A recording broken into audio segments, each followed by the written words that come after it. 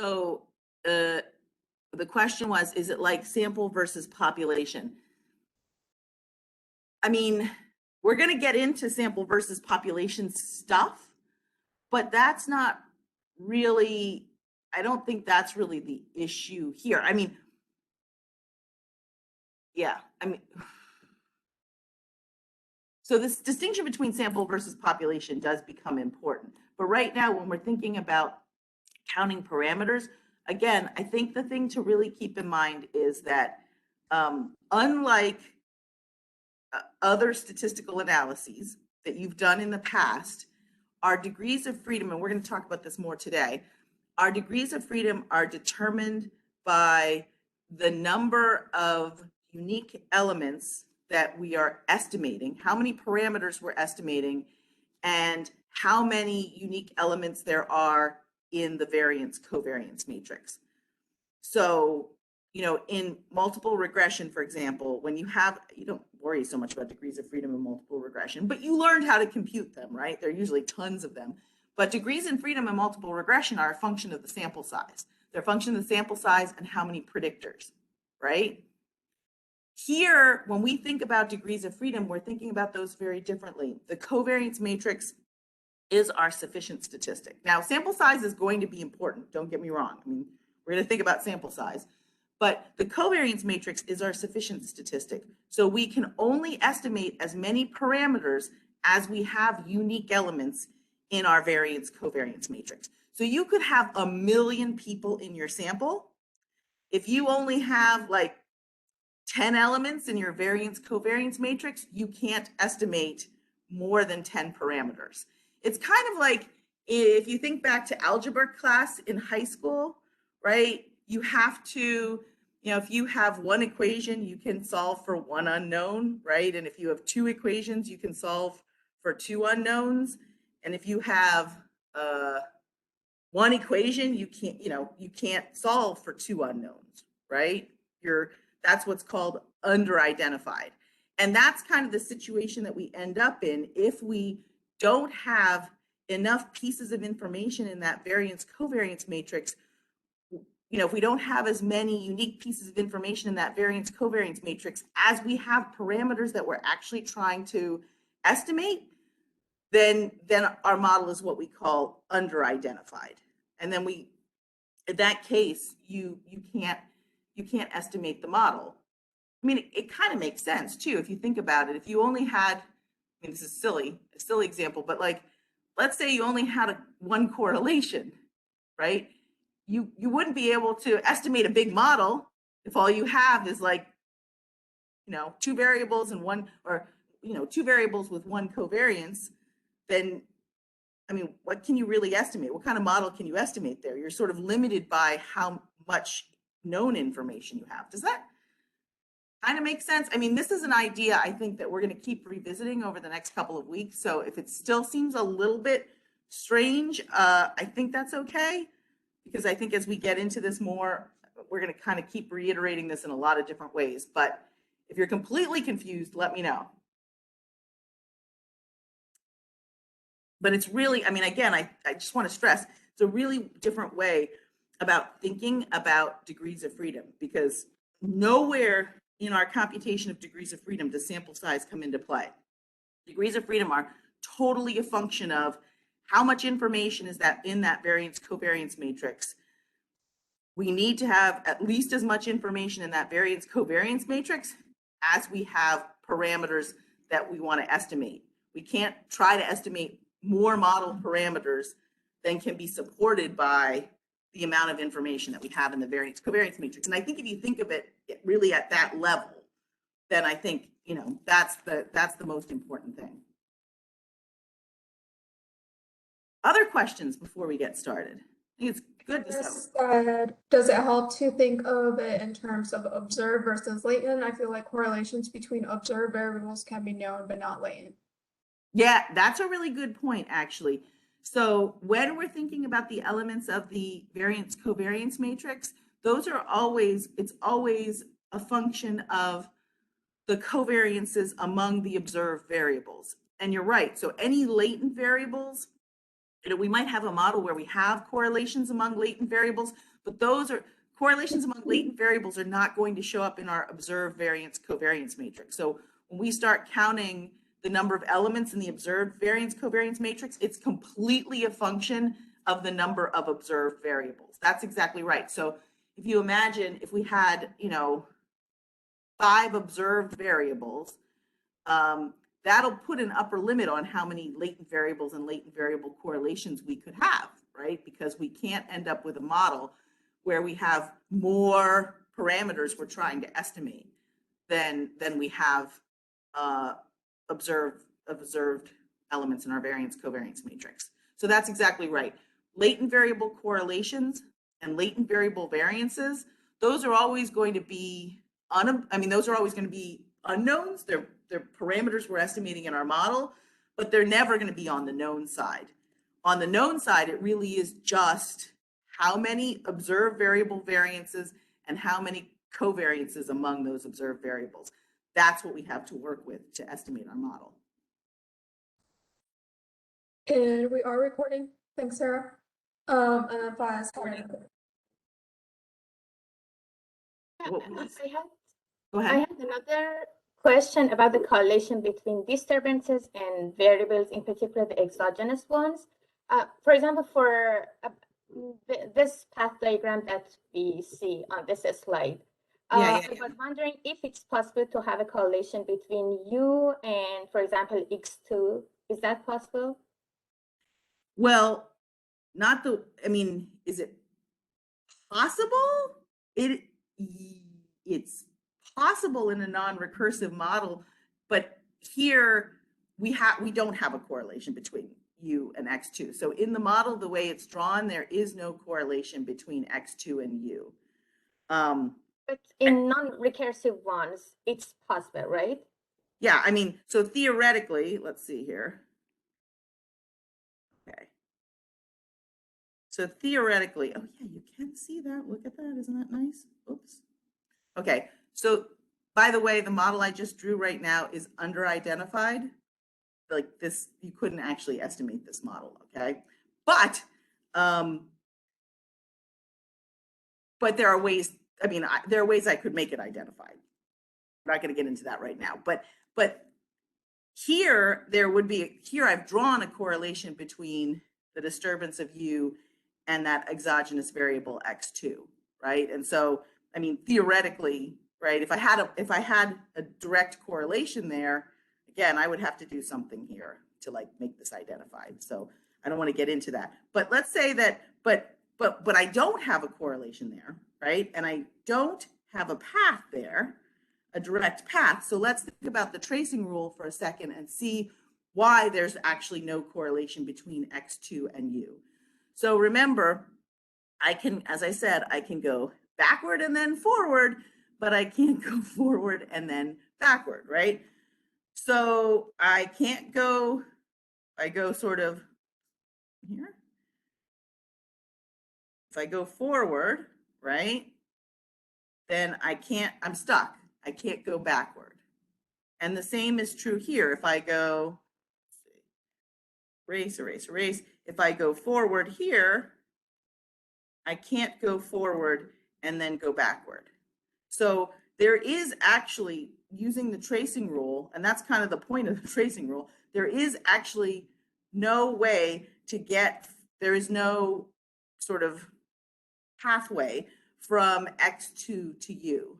Now, let's take this back to multiple regression for a second and think about why that really makes sense. What is U? U is the disturbance of Y. Okay, what is the disturbance of Y again? Oh, that's the piece of Y that can't be explained by X1 or X2. So in terms of OLS regression, by definition, the residual is always the piece that can't be explained by the independent variables, right? And yes, exactly. This was my confusion, that how it's possible to have a correlation between disturbance and this variable, because disturbance is going to be the unexplained piece of variance. Yeah, well, that's what I'm saying. So in order to make a model like that work, we have to use a whole bunch of tricks. I mean, that takes us into non-recursive models, which are much later in the semester. So it is possible to fit models like that. It is not possible in our repertoire right now. Let's stay in the world of recursive models. And when we're in the world of recursive models, it is not possible. That's not going to be a model that we can fit. And the recursive models are the most common models, and they're certainly the easiest to estimate. So the way that we've drawn this path diagram, it is a recursive model, and there's no way for U and X2 to be correlated or U and X1 to be correlated. But again, that really makes sense because U really is the piece of Y that isn't correlated with X1 or X2. So when you think about it that way, well, of course, U must not be correlated with X1 or X2 because by definition, it's the piece that isn't correlated with X1 or X2. Now, you asked in an email, what about the correlation between U and Y2? And I think that's a good thing to point out to people. So U, while it isn't correlated with X1 and X2, it is correlated with Y2, right? So again, from a tracing perspective, that makes sense, right? I can just trace through from U all the way to Y2, right? Going forward and forward or going backward and backward, doesn't really matter which way I do that trace. And so, okay, so Y2 and U are related. And that might seem weird at first to people, but it actually makes a lot of sense because remember that Y1 is a predictor of Y2. And now what we've really said, because Y1 is endogenous, is I've broken Y1 into three pieces, kind of. The piece that can be explained by X1, the piece that can be explained by X2, and the piece that can't be explained by X1 or X2, that's U. But it's all of Y that's actually getting a chance to predict, or all of Y1, sorry, because there are two Ys. It's all of Y1 that's getting a chance to predict Y2, right? So when we think of all of Y1, it's the pieces that are explained by X1 and X2, and also the piece that's not explained by X1 and X2. That's still part of Y, and that still gets a chance to predict Y2. So it could be, again, it could be that something that's in the disturbance term, that U term, because it's not explained by X1 and X2, some of that variance in Y that isn't explained by your exogenous variables still could be variance in Y1 that helps to explain Y2. Does that make sense to people?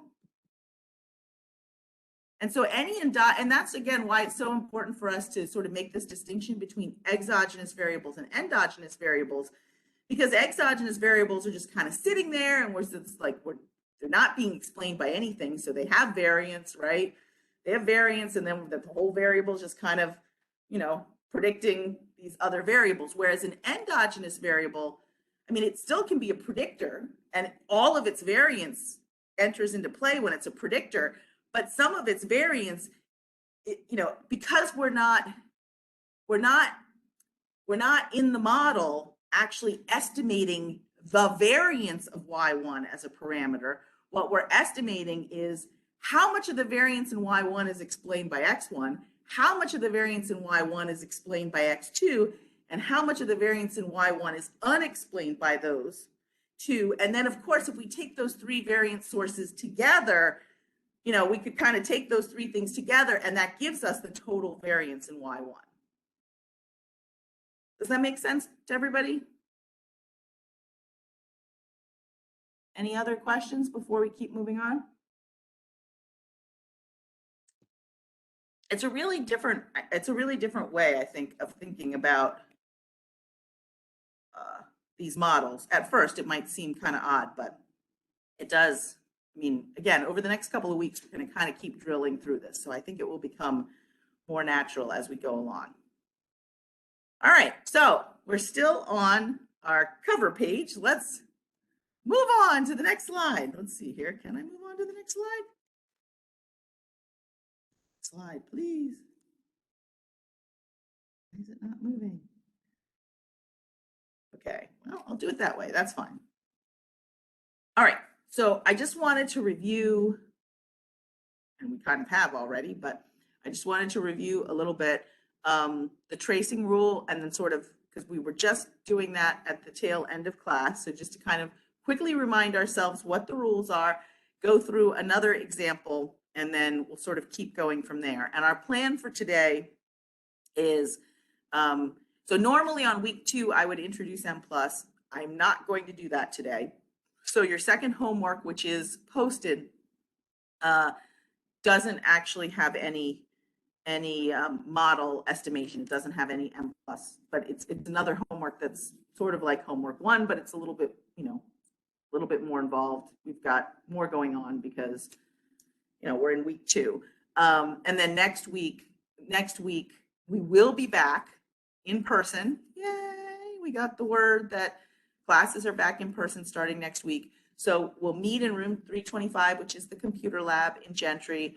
And as I said, there's M+ on every computer there, and I will give you the rundown on how to run M+, in addition to talking about some other stuff during week 3. But I'll show you how to use M+, and then your first homework using M+ you'll get next week, and it'll be due the following week. All right. So again, Wright's rules. So just remember, we're trying to trace each compound path between 2 variables. This is in order to, to determine model implied correlations. Using a proper path diagram, which by the way, here, proper path diagram technically means a recursive model. And for right now, we're just going to think about recursive models. So we can trace each compound path between 2 variables. We can't go through the same variable twice in one trace. We can't go forward and then go backward, but we can go backward and then go forward. And we can have a maximum of 1 curved arrow per pathway. And if we do that and we look at, and this is the tricky part, look for all the possible traces. I mean, only tricky when you have larger models, right? Because it just can be easy to, when you're looking at a large model and doing this, it can be easy to miss a potential trace if you're not careful. But doing this, then we can actually estimate what is the model implied correlation between 2 variables. This model implied correlation, again, the idea here is my model has fewer parameters than there are elements in the variance covariance matrix, right? So that means that I'm over-identified. So my model is a simplification. I've simplified. I'm trying to sort of generate all of these variances and covariances with fewer parameters than there are elements in the variance covariance matrix. That means that I could be wrong, right? Like when I'm trying to simplify things, those simplifications may not exactly reproduce the variances and covariances. And so my goal is I want my model to be able to reproduce the variance covariance matrix as closely as possible. And that's really what's meant by model fit, is how closely can my model reproduce all of the elements in the variance covariance matrix. And again, if I have as many parameters in my model as I have elements in my variance covariance matrix, then I'm going to have no degrees of freedom.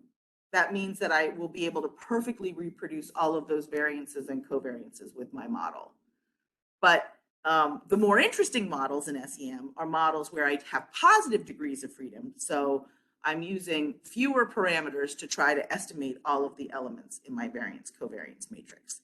So when we talk about these model implied correlations, these are the, model implied correlations, these are the correlations that are implied by my model, which again has fewer parameters than elements in my variance covariance matrix. Okay.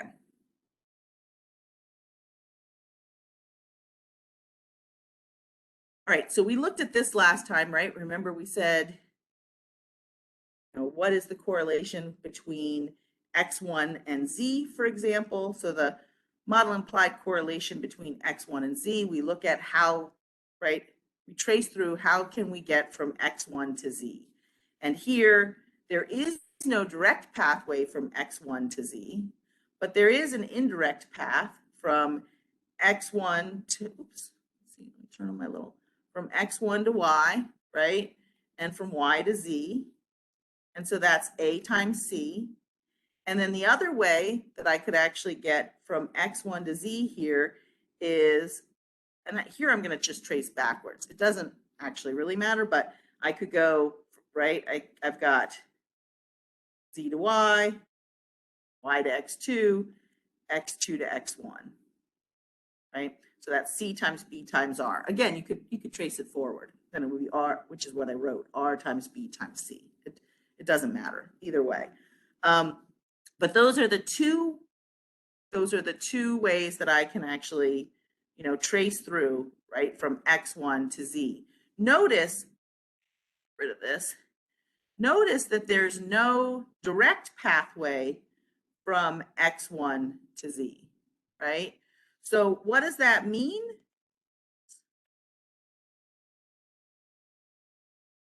Again, that really means that I'm saying that my model is saying that the direct effect of X1 on Z is 0.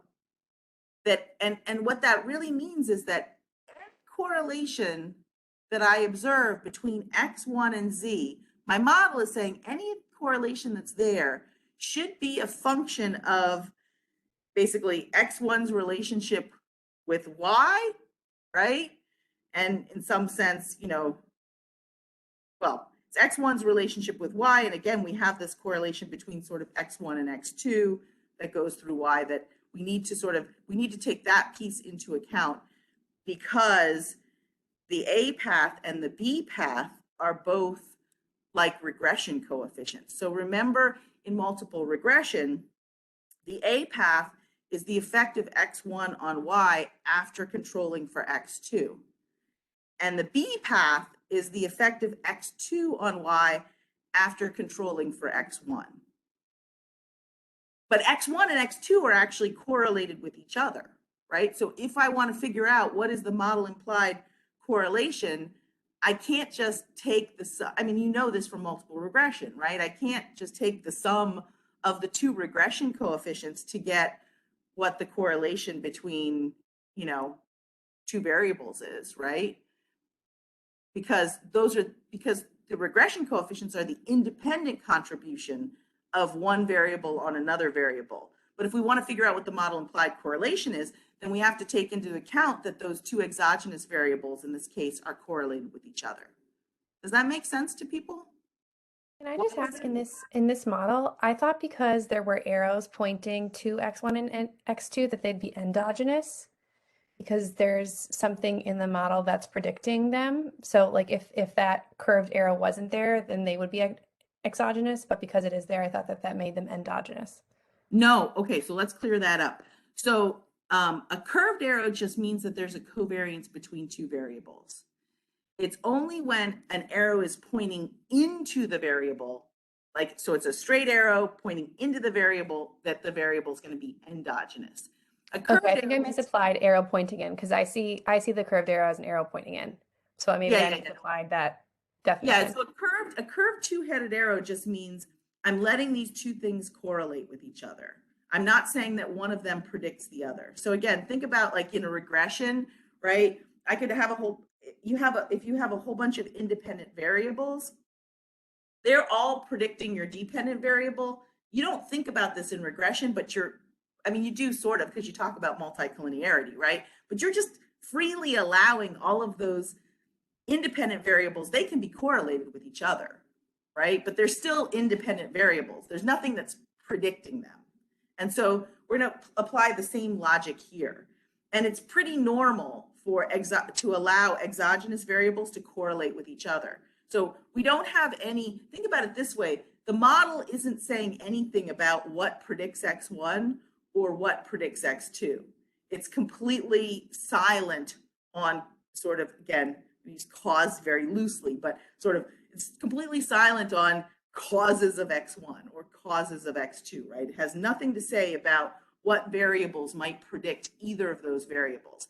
So those are exogenous variables, but we generally allow exogenous variables to correlate with each other. So yeah, curved arrows mean correlations, and correlations don't imply anything, I mean, having correlations doesn't mean that it's an endogenous variable. It's still an exogenous So they're variable. exogenous either way, with or without that curved R, but with the addition of the curved R, that's just adding an unknown parameter.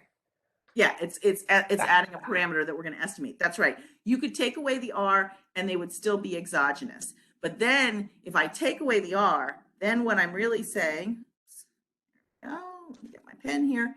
If I take away the R, say I take away that path, right? Then what I'm really saying is that X1 and X2 are completely uncorrelated with each other, right? Now, in that case, then, well, yeah, that's what it's saying. I won't, but you could do that. I mean, you could specify that I think that these two exogenous variables are completely uncorrelated with each other. Then that opens up a whole nother degree of freedom because again, by taking away that correlation, you're not estimating a parameter, but it means that you're actually imposing more structure on this model in the sense that you're saying X1 and X2 can't be correlated with each other. So imagine if X1 and X2 are, like, imagine you fit this model and X1 and X2 are correlated with each other, but you don't allow there to be a correlation between X1 and X2, right? Then your model's not going to fit very well because you're going to be trying to estimate these parameters in a way that forces X1 and X2 to be not correlated with each other. And that's kind of what I mean about misfit. And it's also one of the reasons that we generally allow exogenous variables to correlate with each other. Unless we have a strong conceptual reason to say, no, they're not going to be correlated, which sometimes happens. So we good? Okay, so let's see here. Oops.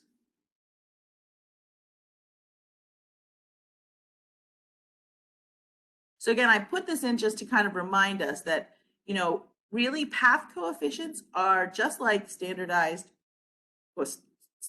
regression weights. So standardized path coefficients. So when we get into fitting these models, you'll see that we can get unstandardized path coefficients and we can get standardized path coefficients. And the standardized path coefficients are just like standardized regression weights. And so we're going to interpret them similarly to beta weights in a multiple regression. So, generally speaking, really small regression coefficients, right? Something less than 0.1 is usually, that's quite small as a regression coefficient. And, as those, they're generally going to be between, -1 and 1, right? Our regression coefficients.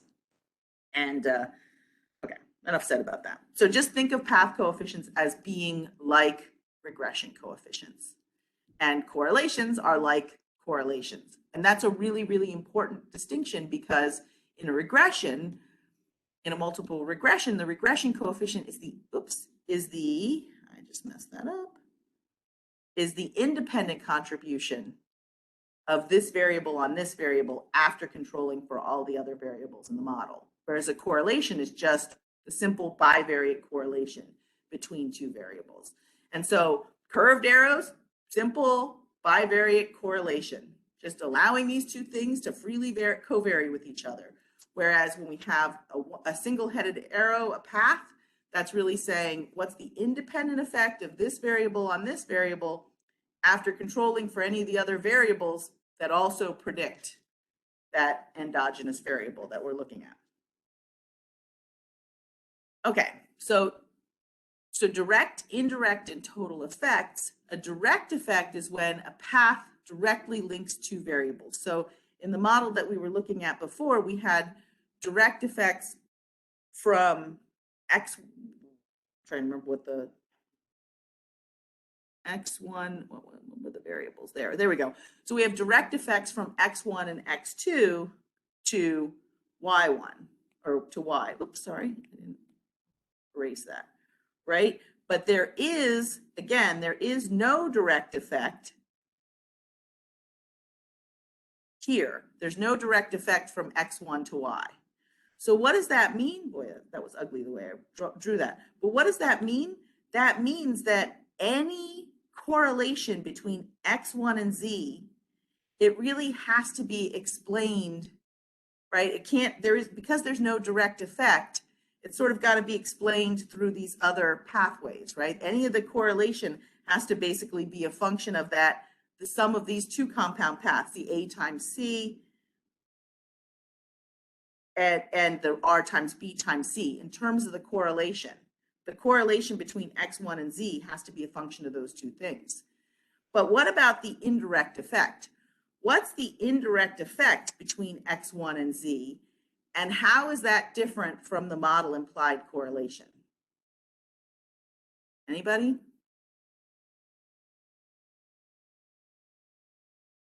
We wouldn't take into effect the covariance between X1 and X2, so it would just be A times C. That's exactly right. So when we think about the indirect effect, we're really just thinking about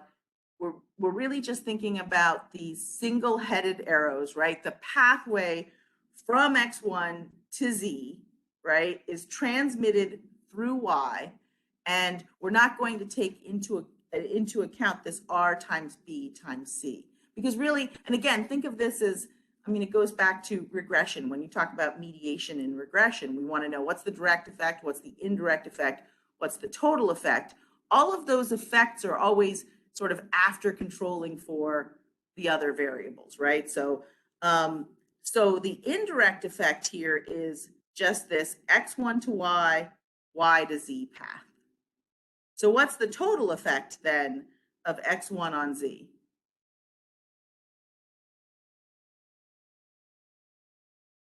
The total effect is always the sum of the direct effect and the indirect effect. But again, here I said there is no direct effect, right? So whenever there is no direct effect, then the total effect is really just going to be the same as the indirect effect, right?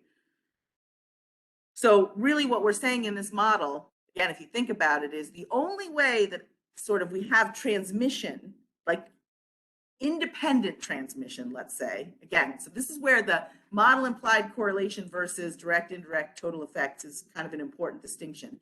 But the only way that X1 is sort of independently contributing to explaining variance in Z is through that Y variable. And this is in mediation speak, what we would call a complete mediation model, right? Because we're saying there is no direct path from X1 to Z. The only way that X1 affects Z or predicts Z is through Y. So there's sort of two ways that there are two ways to trace through to get that model implied correlation between X1 and Z.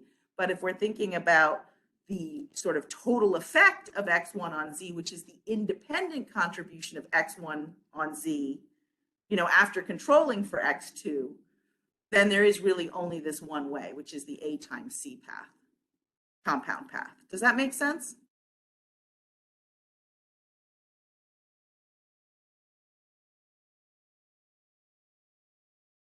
Yep, okay. So again, like I've said this, but this is really important. So what that means is the total effect is not necessarily the same as the model implied correlation, right? In some cases it might be.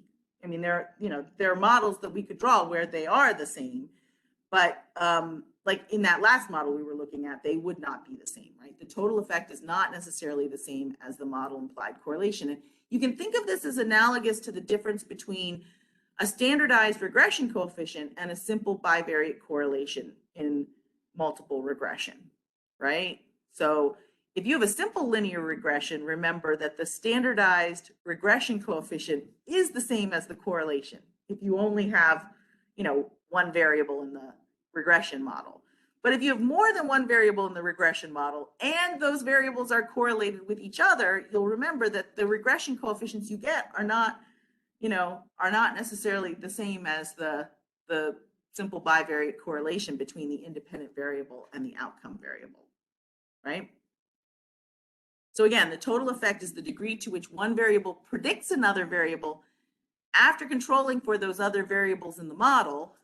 And so it's this unique, it's sort of the unique direct and indirect prediction of one variable on another variable, whereas the model implied correlation is just the simple bivariate correlation between the two variables. And the model implied correlations are going to take into account all of those linkages, and we should be able to use the model implied correlations to actually reproduce that variance covariance matrix. So you might be thinking, like, well, why do I care about the model implied correlations? I mean, it's important to sort of understand what the model is saying about how your variables in your model are related to each other. And it really is the difference between the model implied. Technically, we're thinking about variances and covariances, but it's certainly easier to think about things in terms of correlations. But it's really the difference between the model implied variance covariance matrix and the observed variance covariance matrix that tells us, that gives us this measure of how well the model is fitting the data. So what's the model data fit look like? So both model implied correlations and direct, indirect, and total effects are really important metrics that we're going to use throughout this class, but they aren't the same as each other, and they sort of serve different purposes. And again, you could have a model implied correlation that's very high without having a very high, total effect, theoretically, if it turns out that, this model is really correlated, it's not model, this variable is really correlated with this other variable, but, the one variable sort of takes precedence on explaining some of the variance. Anyway, I won't sort of digress too much into that. So I think we've kind of talked about this already, but the direct effect of x1 on z here is 0, right? There is no direct effect. The indirect effect of x1 on z is just that a times c path, and the total effect of x1 on z is just the direct effect plus the indirect effect. Here the direct effect is 0, so the total effect is just the indirect effect. They are one and the same. So anytime you have no direct effect, right, then the sum of all the indirect effects through all the variables is going to be the same as the total effect.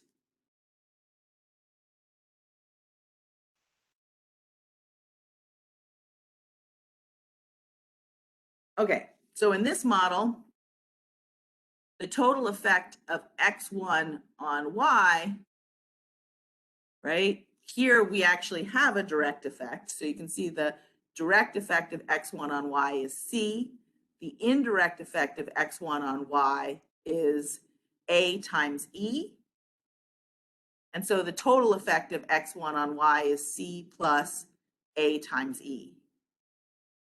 But the model implied correlation between y1 or x1, and y is going to be c, the direct effect, plus a times e, that indirect effect. But now I also have to look at all the different ways, right, that I can get from x1 to y. So it's the sum of all the compound paths for the model implied correlation. So it's not just c plus a times e, which gave me the total effect, but it's also plus r, r times b times e, right, plus r times d. So the c plus a times e gives me sort of the total unique contribution that x1 makes to explaining variance in y. The model implied correlation down here tells me about, okay, given the model that I've estimated, what does this model say, right? What does this model imply about the correlation between the simple bivariate correlation, just the regular old garden variety correlation between x1 and y? Yeah? Okay. And I think we did the first path diagram here last time, right? We did the attitude toward exercise one. So let's see here. Let's look at this one. What's the direct effect of age on job satisfaction. So this model is sort of saying, how does age relate to how satisfied people are in their jobs? And there are 4 variables in the model: age, and we're making an assumption of linearity here, right? Just kind of like we would in multiple regression. So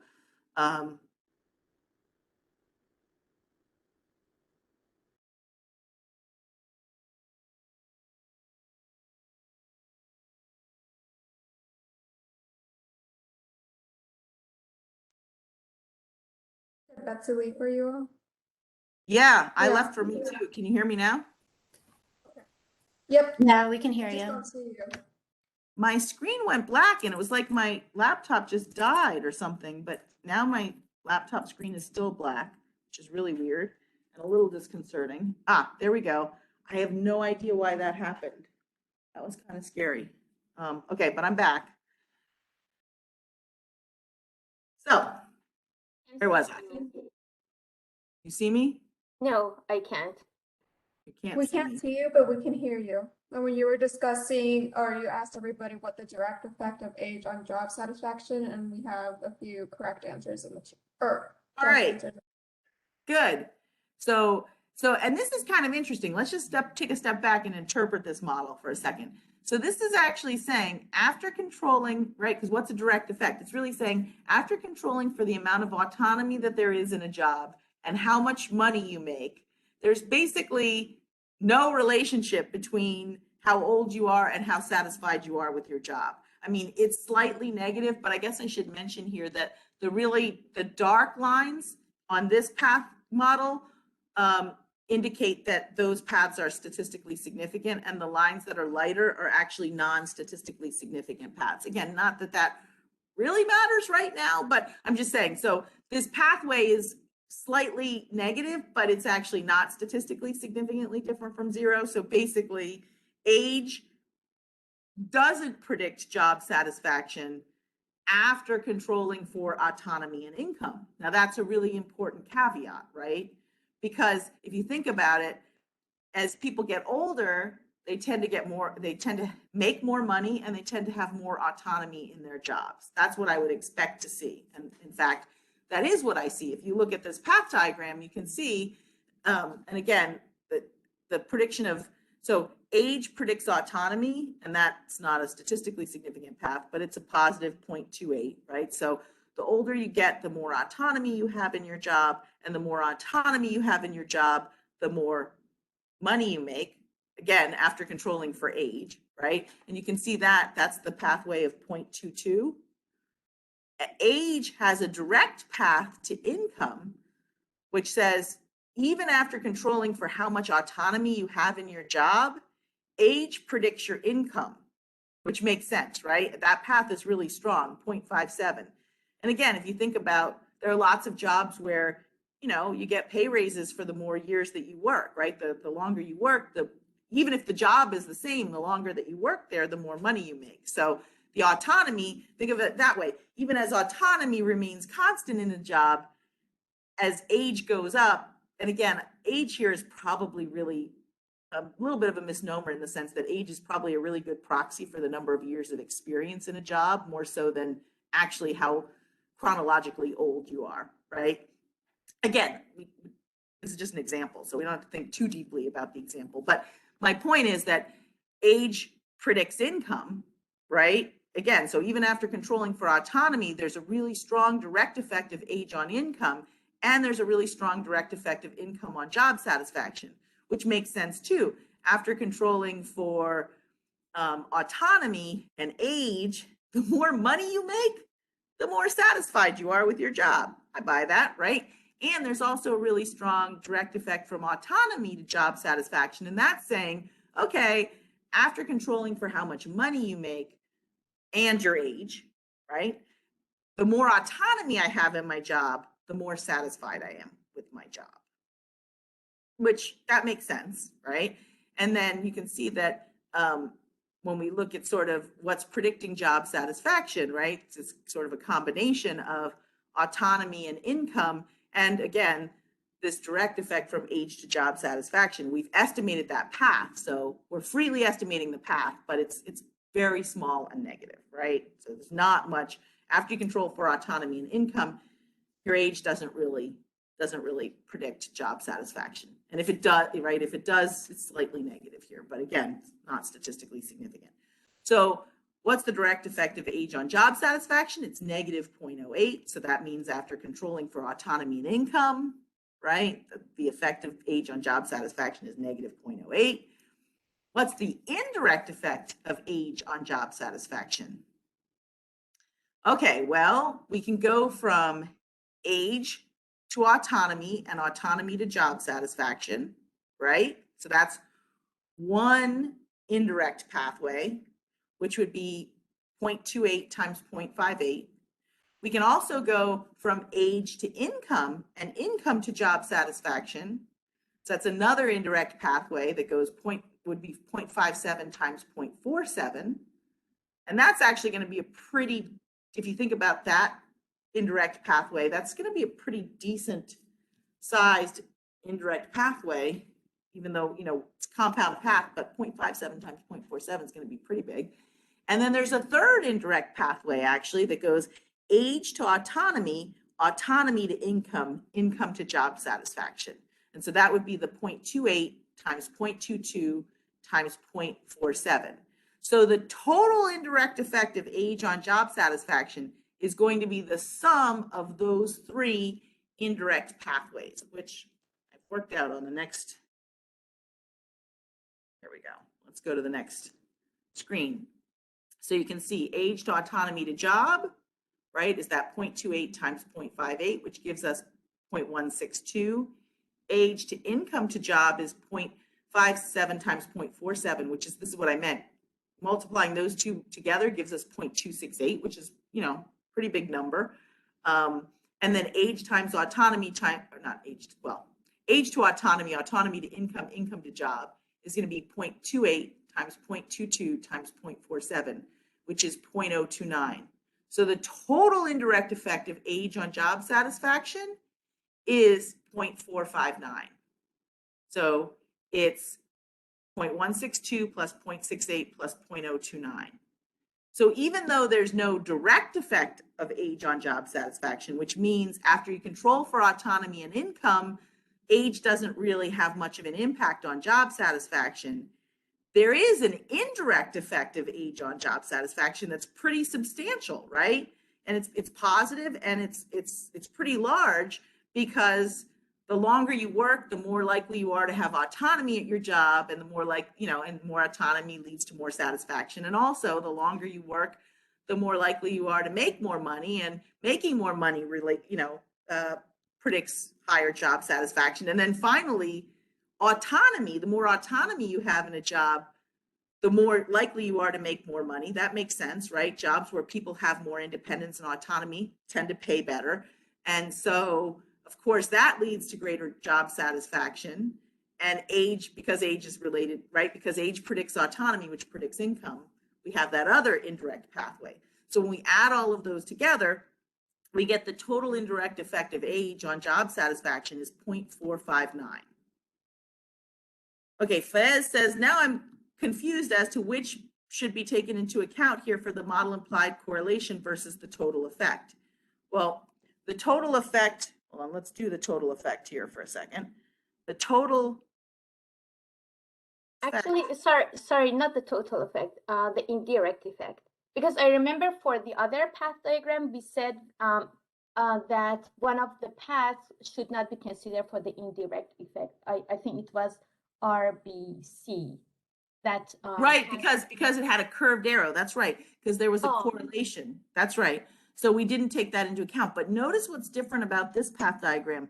There are no correlations, right? So in this path diagram, the total effect is going to be equal to the model implied correlation, because all of the pathways from age to job satisfaction would enter into the total effect. There is no other exogenous, there's no other variable here that's correlated with age, let's say, that in that, you know, that would give us a difference, right? But here, But here there are no correlations. So in this example, and actually in the last example that we talked about last time, the model implied correlation would actually be the same as the total effect. But in the example that I showed you before, they wouldn't be. So that's why I say they're not necessarily the same. The model implied correlation and the total effect are not necessarily the same, but they can be. They can be in a model like this where there are no correlations, there are no curved arrows, they are going to be the same. But once we have correlations in the model, then the model implied correlation needs to take into account those correlations, whereas the direct, indirect, and total effects don't. Does that make sense? So just, so- just to recap what you said, so for implied correlation, we take into account the loops, but if there are any loops in the model, then for the indirect effect, we don't take them into account, right? Right. Loops in the sense of, yeah, with the correlation, with the double-headed arrows, yeah. So yeah, so there aren't any correlations here. So in this case, the total effect equals the model implied correlation, because the model implied correlation, I mean they're just the same, right? But in this other model, let me go back here. Let's look at the other model for a second. There we go. Right? In this other model where we have this correlational pathway, right, we have an indirect effect, and we have the total effect here is just equal to the indirect effect, but it's not equal to the model implied correlation, because we need to take, when we're trying to figure out the correlation between X1 and Z, we need to take into account that some of the correlation between X1 and Z, or some of the correlation between X1 is correlated with X2, right? And so some of the correlation between X1 and Z might actually be shared in common with X2. And so when we want to figure out what the model implied correlation is, we have to take into account that X1 and X2 are correlated with each other.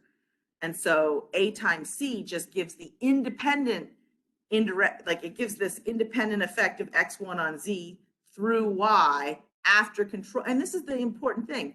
This indirect effect is, what's the effect of X1 on Z through Y after controlling for X2?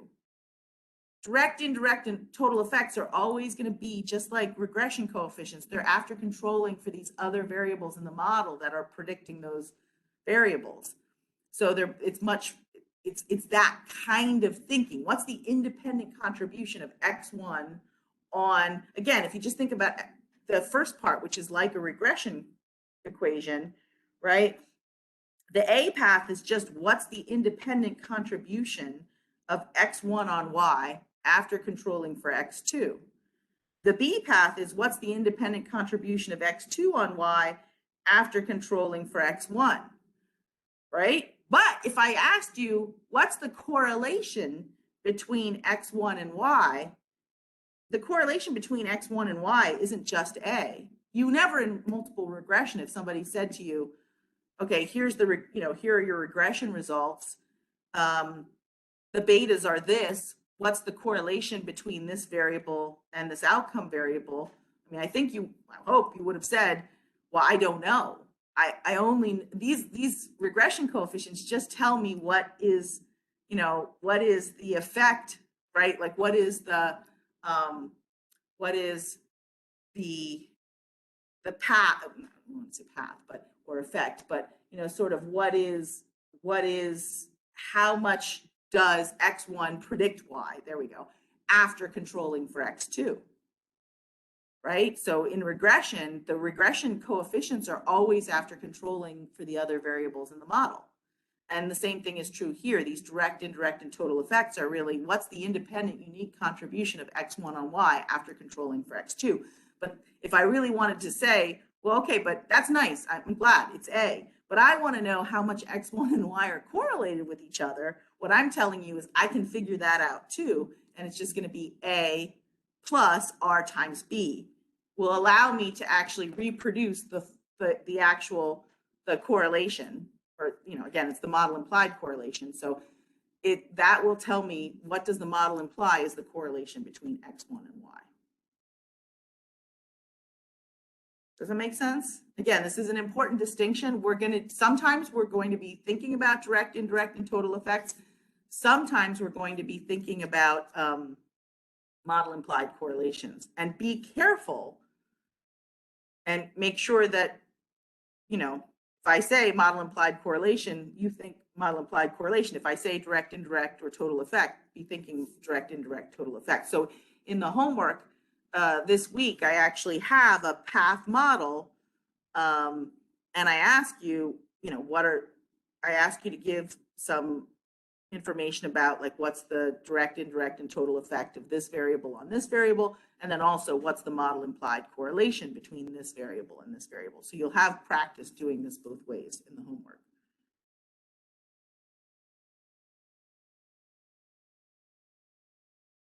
So just a quick question here. Sure. So you discussed how the total effect is controlling for other variables that might be in the model.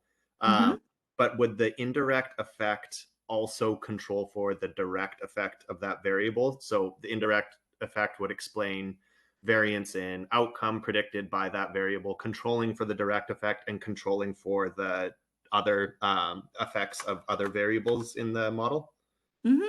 That's right. So the indirect, so going back through here, so the direct effect of age on job satisfaction, again, is really low, right? It's negative 0.08.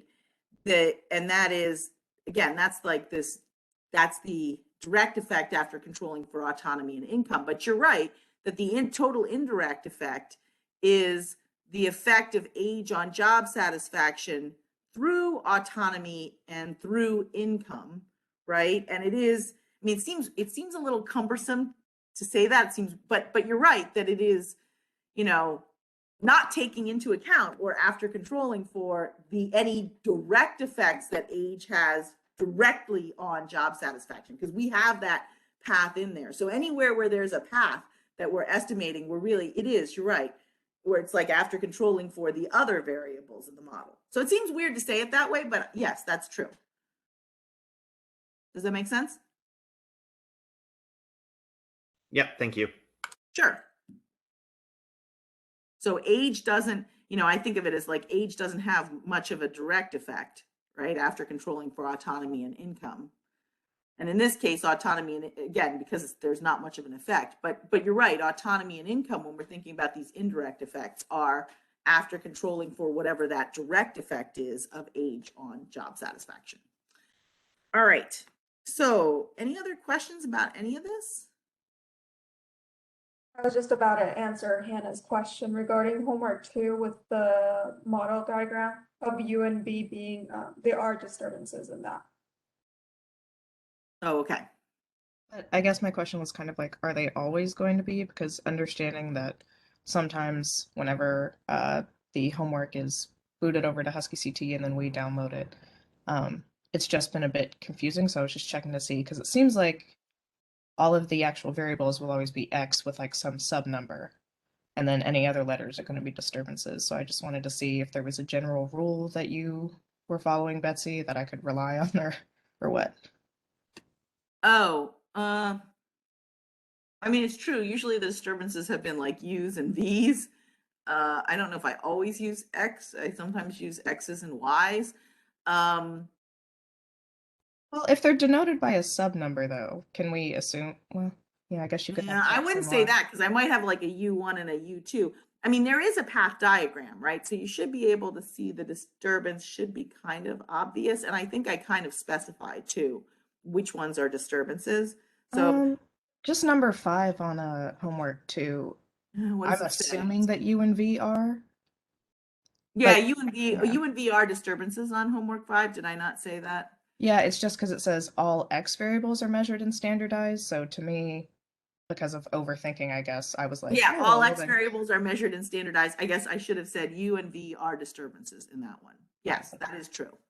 Thank you for dealing with me overthinking. I appreciate it. Oh, sure, no problem. Sorry, I should add that. I should have said that. I can edit that, Betsy. Okay, thanks. That'd be good. And just in case things do get wonky when you're sort of downloading from Husky CT to the homework, like, so the homework assignment is attached to the sort of portal, you know, where you also upload.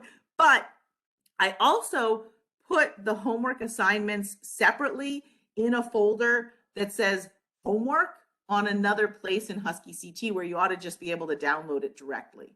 So it's actually in two different places. So if anything ever seems wonky in the portal area, just go to the other area and you should be able to download a Word document just fine. And then you can just upload that Word document when you upload your homework. Because I know sometimes the portal thing can be a little wonky. So I always put it in both places. And in fact, once we have data, the assignment and the data will be in the homework folder in Husky CT. And then maybe only maybe only the Word file would actually be where the assignment is. Do you know what I mean? Like, I don't know that, I can probably put the data there too, but I think it gets even wonkier once we have data. So your best bet for like downloading data and stuff is to go to the homework folder, just in case things get wonky at the portal. Does that make sense? Okay. All right, so I think we're done with all this, maybe. All right, so let's try another really simple example. So here we go. We've got just 3 variables in this model, A, B, and D. They're all observed. I haven't drawn in any disturbances here, but which variables would have disturbances, by the way?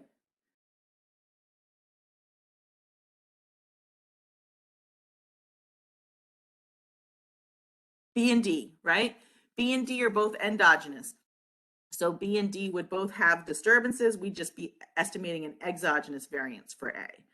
And B and D would both have disturbances. But now, remember that the model implied correlation between any 2 variables is the sum of the compound paths connecting the 2 points, right? So let's think about what is the correlation between, let's see, did I say? Oh, correlations between A, B, and D. So how can I get from A to B, let's say, and how can I get from A to D, and how can I get from B to D using the tracing rule? And so again, here we go. We've got the path coefficients. So N is 0.4, P is 0.6, and Q is -0.3. And the question is, what are these missing correlations in the correlation matrix? And in fact, in this case, we have a just identified model. So we're going to be able to reproduce the correlations exactly because we have as many knowns as unknowns here.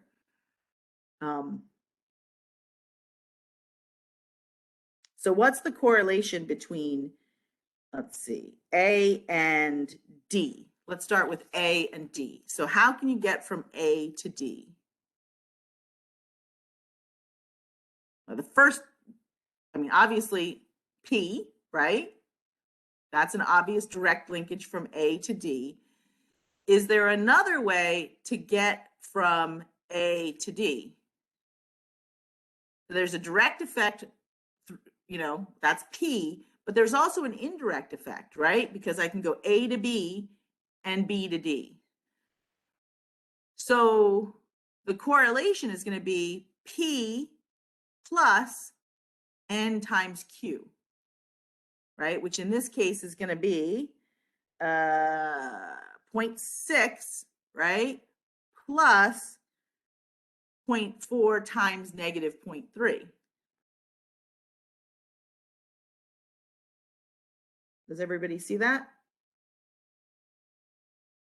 How about what's the correlation between B and D? So what are the ways I can get from B to D? Well, Q, obviously, right? Q is the direct effect. Is there another way? Remember, I can go backward and then forward, but not forward and then backward. So actually, I could travel backward from D to A and then forward from A to B. So here, the model implied correlation between B and D, right, is Q plus P times N. Or N times P, however you want to say it. Does that make sense? And then finally, what about the correlation between A and B? Okay, obviously there's a direct effect, right? A to B is N. Is there another way to get from A to B? No, that's right, right? Because, if I go A to D, that's forward. I can't go forward and then backward, right? So I kind of get stuck. And if you think about, again, if you kind of look at what's going on with this path diagram, that actually makes a lot of sense, right? Yeah, A and B are both predicting D here, right? But in this path diagram, we're saying A and B predict D, but we're not saying that D predicts B, right? So the only way to kind of get from A to B is through N.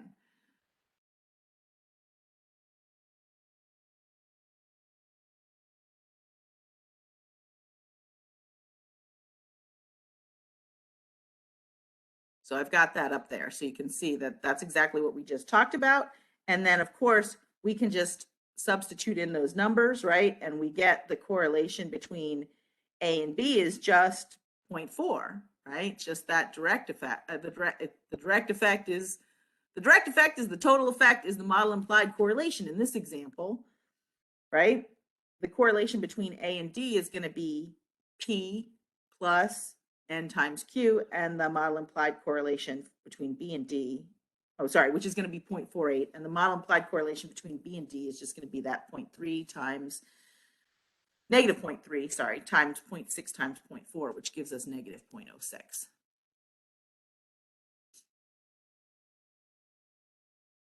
Okay, so I got a bunch of slides there that kind of walk you through that. Again, we should be able to go, well, we already did this. We should be able to go from paths to model implied correlations, right? So, I feel like this is pretty easy. What's the model implied correlation between, A and C, for example? Now here we have, well, maybe I should say this. What's the total effect of A on C? Like the direct effect of A on C is 0.4, right? There is no indirect effect of A on C.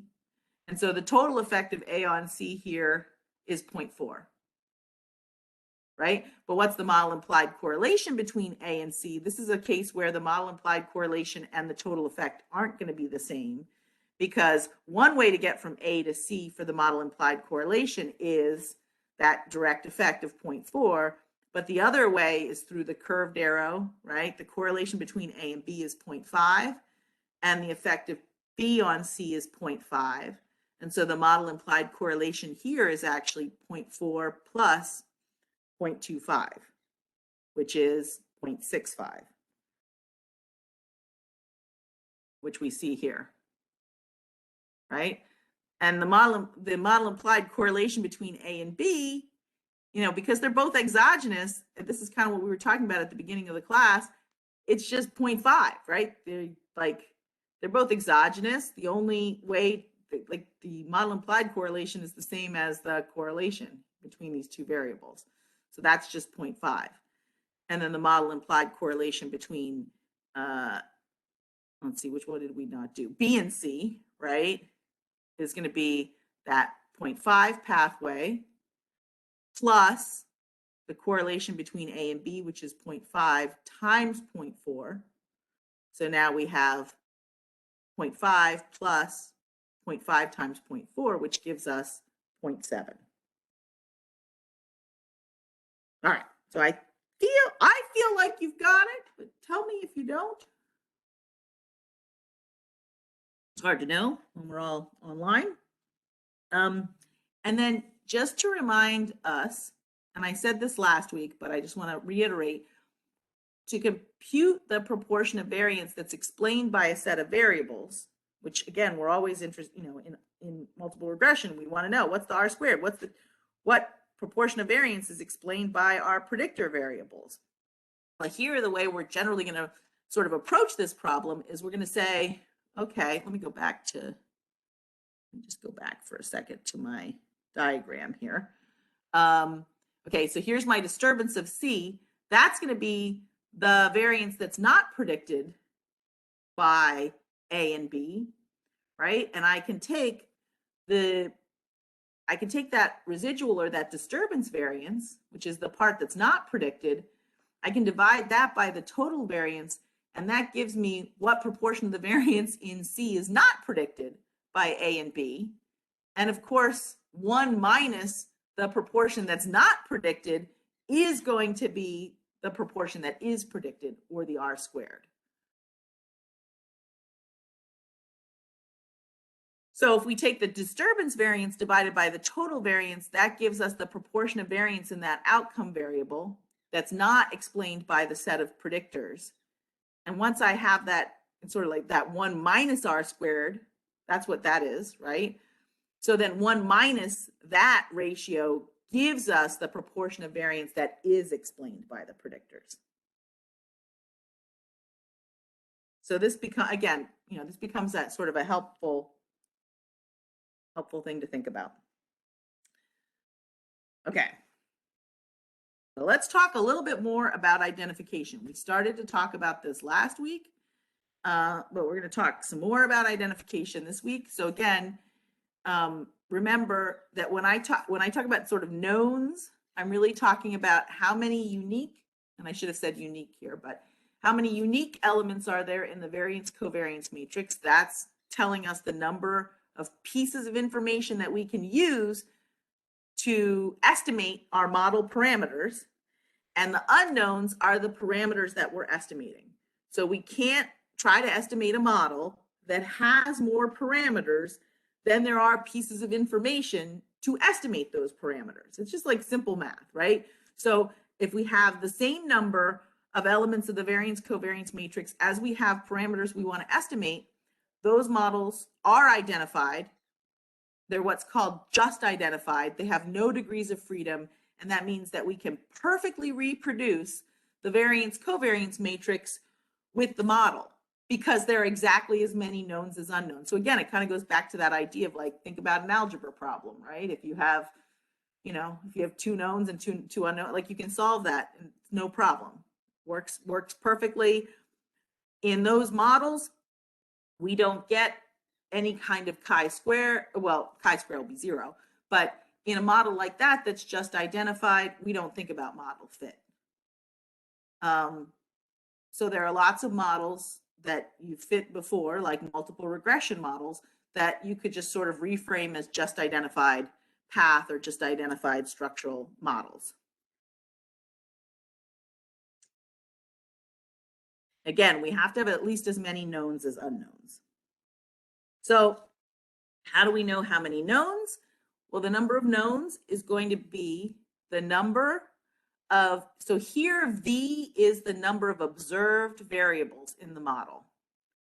So we count the number of observed variables in the model, not latent variables, just observed variables, because those are the ones that are going to form that variance covariance matrix that we have to work from, right?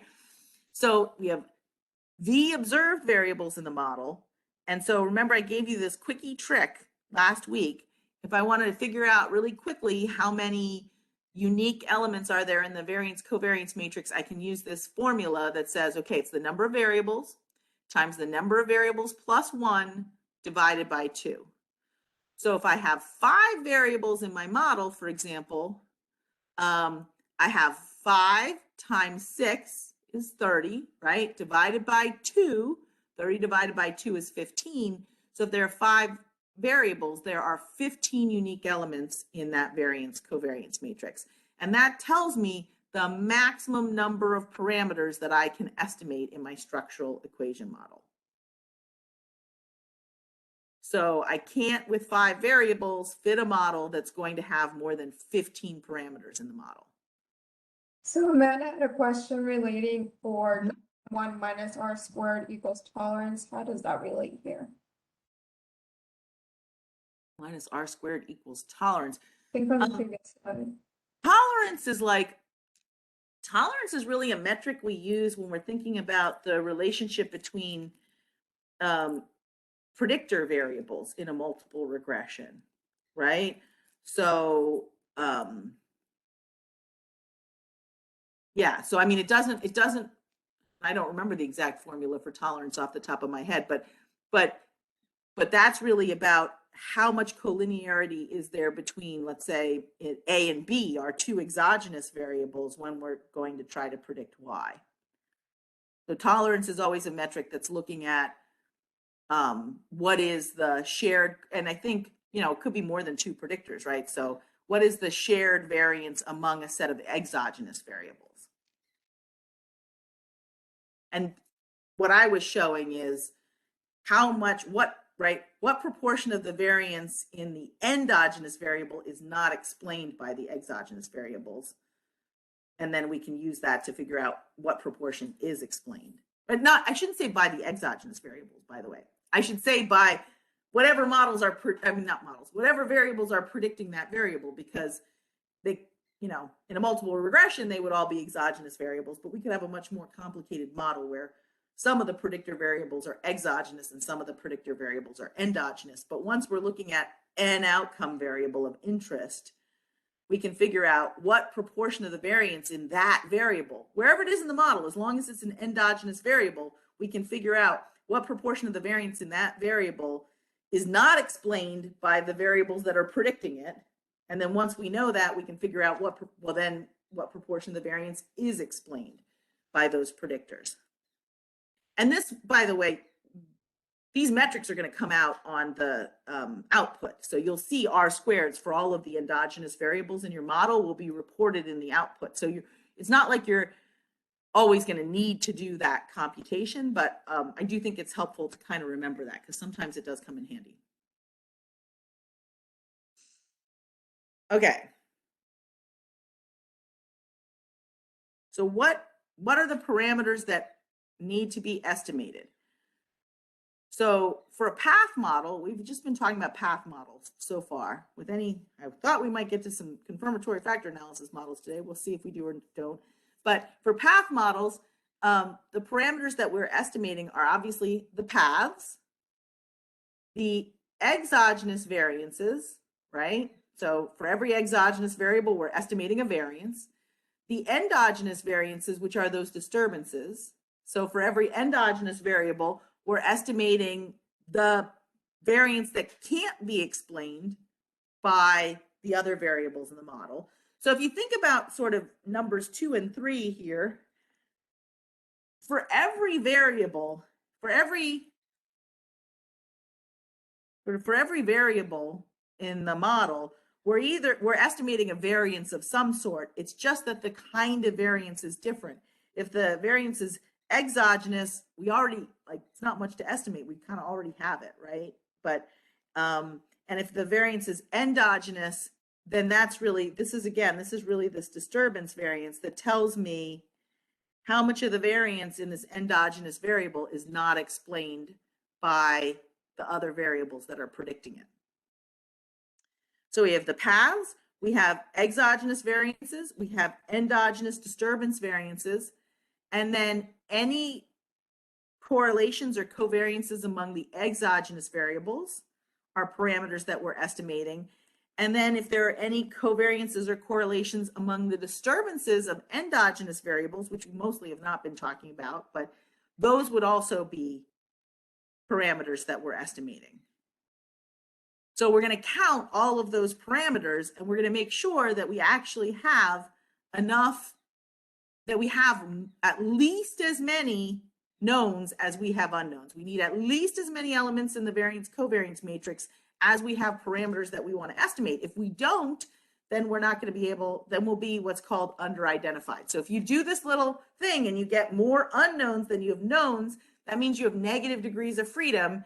And as you can imagine, that is bad. That means you can't estimate a model with negative degrees of freedom. So in this list that you have of estimated parameters, we will visually see endogenous variances as demarcated by the small circles, but we might not visually see exogenous variances.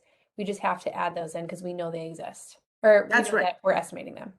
That's right. That's the way Okay. I think about it. For every Okay. exogenous variable, there will be a variance, whether you see the little double-headed arrow Yep. or Okay. not. Every exogenous variable has a variance. Yeah. Okay. And then the That's the way cove score among exogenous, you would only see if there's a double-headed arrow or a Right. curved So arrow. those generally end up being, yeah. If Yeah. on a path diagram, those will end up getting drawn in. So if you see an absence of a covariance, then that would mean there's an absence of a covariance on a path diagram. But so the one thing that is pretty commonly not always drawn in are those exogenous variances. They're not always drawn as those little double-headed. I showed you, oops, I think I showed you, you could do something like this, right? But it's pretty common for people not to draw in the little double-headed arrow because everybody knows every exogenous variable, we're estimating a variance for it. And then Hannah asked. Oh, sorry, Yeah. just following up on that. So that's the exogenous variance, all variance, whereas the endogenous is only the unexplained. The disturbance That's right. is the unexplained.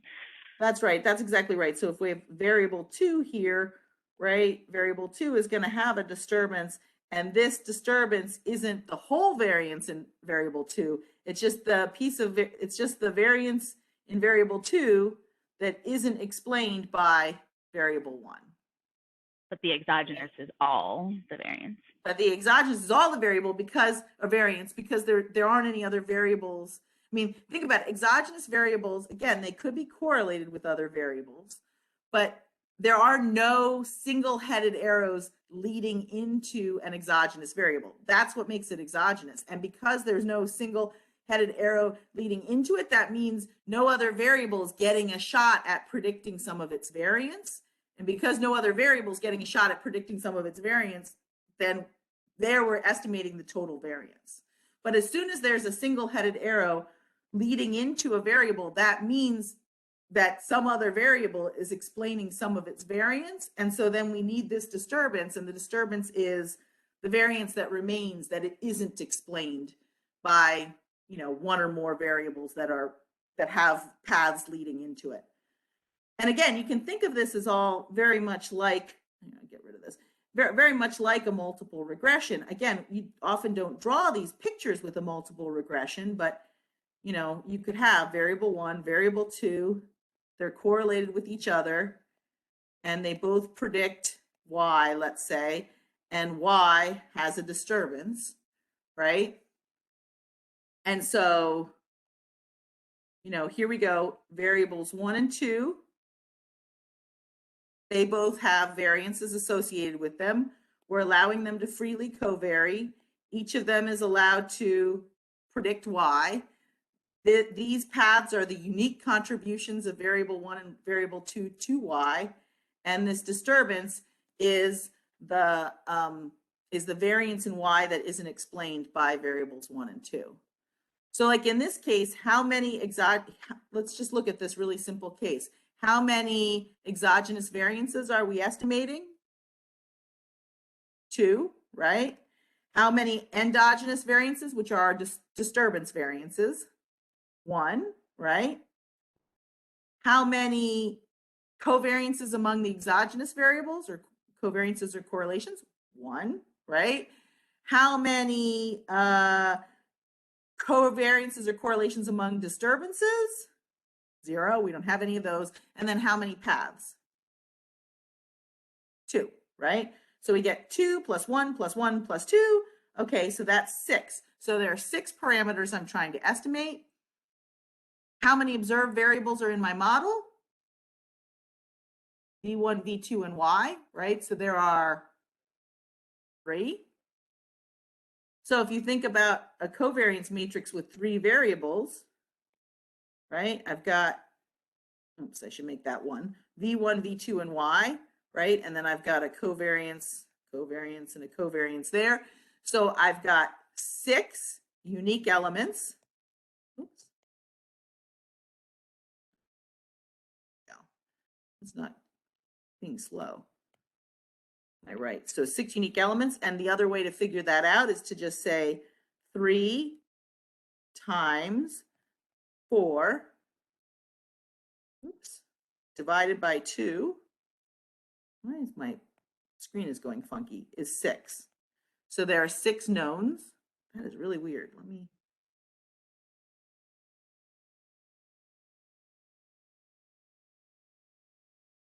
Things are going wonky. There we go. No, no, no, no, no. I don't want to continue. No, there we go. Okay. There we go. So we've got 6 knowns and 6 unknowns. And so we have a just identified model, right? We have as many knowns as unknowns, so it's just identified. Okay, so how about this model? Let's take a look at this model. So here we've got. Wait, Betsy, can I ask something before we move on? Sure, absolutely. Yeah, so whenever you say the parameters to be estimated include the correlations among exogenous variables, does that include the model implied correlations?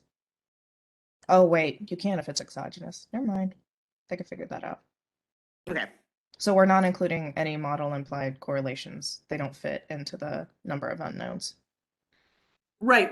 Yeah. The number, that's it. Okay, I see where you're going. So the number of model implied correlations is always going to be equal to the number of correlations in the correlation matrix, but it's just that we might be using fewer parameters to get to them. You see what I mean? I think so. So that may. So like if we have a model that has no degrees of freedom, like this one, we're taking 6 parameters and we're using them to create those 6 like we're using the 6 parameters, and we can use those 6 parameters to recreate the model implied correlations. Actually, let's forget about the variances for a second. But like, if you think about it, there were, well, I mean, you have as much information as you have, right? So you're just using the number of parameters to figure out the model implied correlations. But with bigger models, you might have fewer parameters that you're using, but you're still going to have the same number of model implied variances and covariances or model implied correlations as are in the actual variance covariance matrix. So you might be using like fewer pieces of information to reproduce those model implied correlations, and that's why you can't reproduce them exactly, because you're using fewer parameters to try to come up with what those elements are. And that's really what the degrees of freedom are. It's like the number, it's the difference between the number of pieces of information you have in the variance covariance matrix and the number of parameters that you're actually estimating. And if those two things are equal, you have 0 degrees of freedom, and it means that you'll be able to exactly reproduce the variances and covariances or the correlations using your model. But if your model has fewer parameters, then you're using, right? You've got you're using sort of fewer things over here to try to reproduce all these elements of the model implied variance covariance matrix. And so you could it's a simplification of reality, which means it could be wrong, That makes sense, everybody? Yeah? Okay. So now let's take a look at this model for a second. And here our disturbances are called E's for whatever reason. I named, right? So E1, E2, and E3 are all disturbance terms. X1, X2, X3, and Y are all observed variables. So is this model identified, right? That's the first question. So is it just identified? Is it over-identified? If it's over-identified, well, let's first sort of count our knowns and our unknowns. So for our knowns, there are 4 observed variables. So counting the knowns is really easy. It's 4 times 5 divided by 2, which is 10. So there are 10 unique elements in the variance covariance matrix. And if you want to prove that to yourself, you could draw a little, variance covariance matrix and count the variances and count the covariances below the diagonal, but it's 10. So let's think about our unknowns for a second. Well, we're estimating 5 paths, right? B1, B2, B3, B4, and B5. Those are our 5 paths. We have only one exogenous variable here, and that's, can't draw it right now, but that's for X1. So X1, we have an exogenous variance. We have 3 disturbance variances, E1, E2, and E3, right? We have no correlations, right? There are no curved arrows anywhere here. So we have no exogenous or endogenous correlations.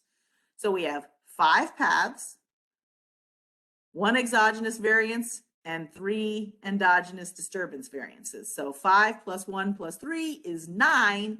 So there are 9 unknowns. So how many degrees of freedom do we have in this model? 10 minus 9 is 1. I know the math gets pretty easy, right? 10 minus 9 is 1, so we have 1 degree of freedom. Now, here's the more interesting question. Where does that 1 degree of freedom come from? Where's the deleted path?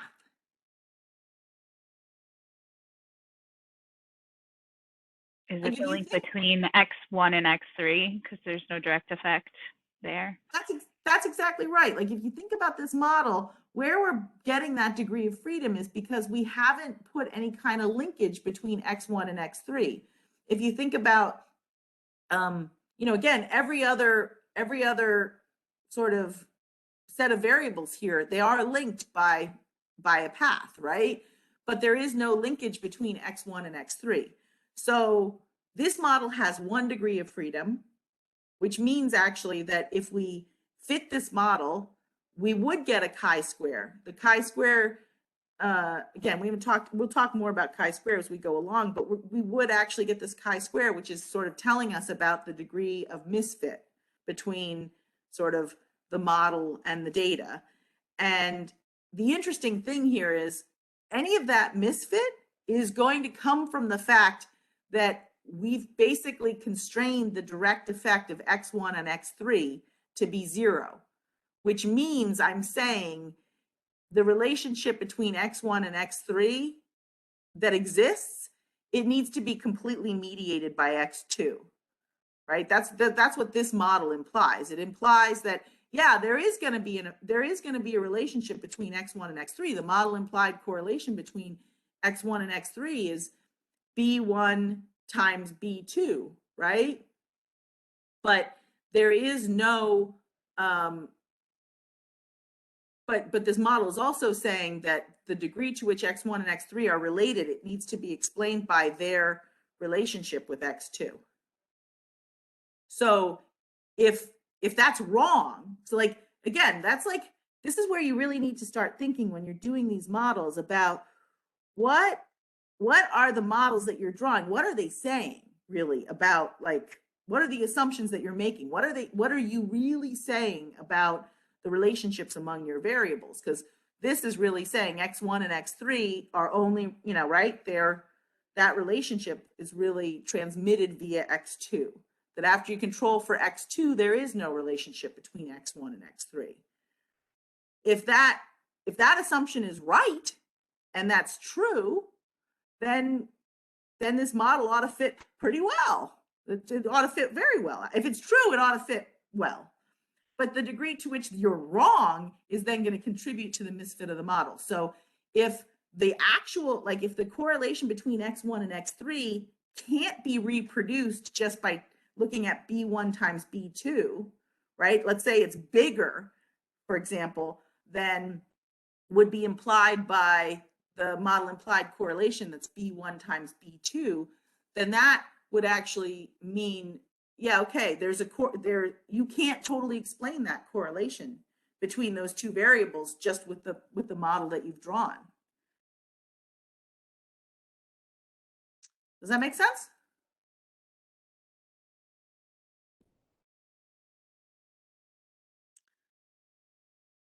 Stated that in regression and ANOVA models, we are in favor of having more degrees of freedom, but it seems in SEM, we would like to have a model with 0 degrees of freedom to be able to exactly reproduce the variance covariance matrix. Is it correct?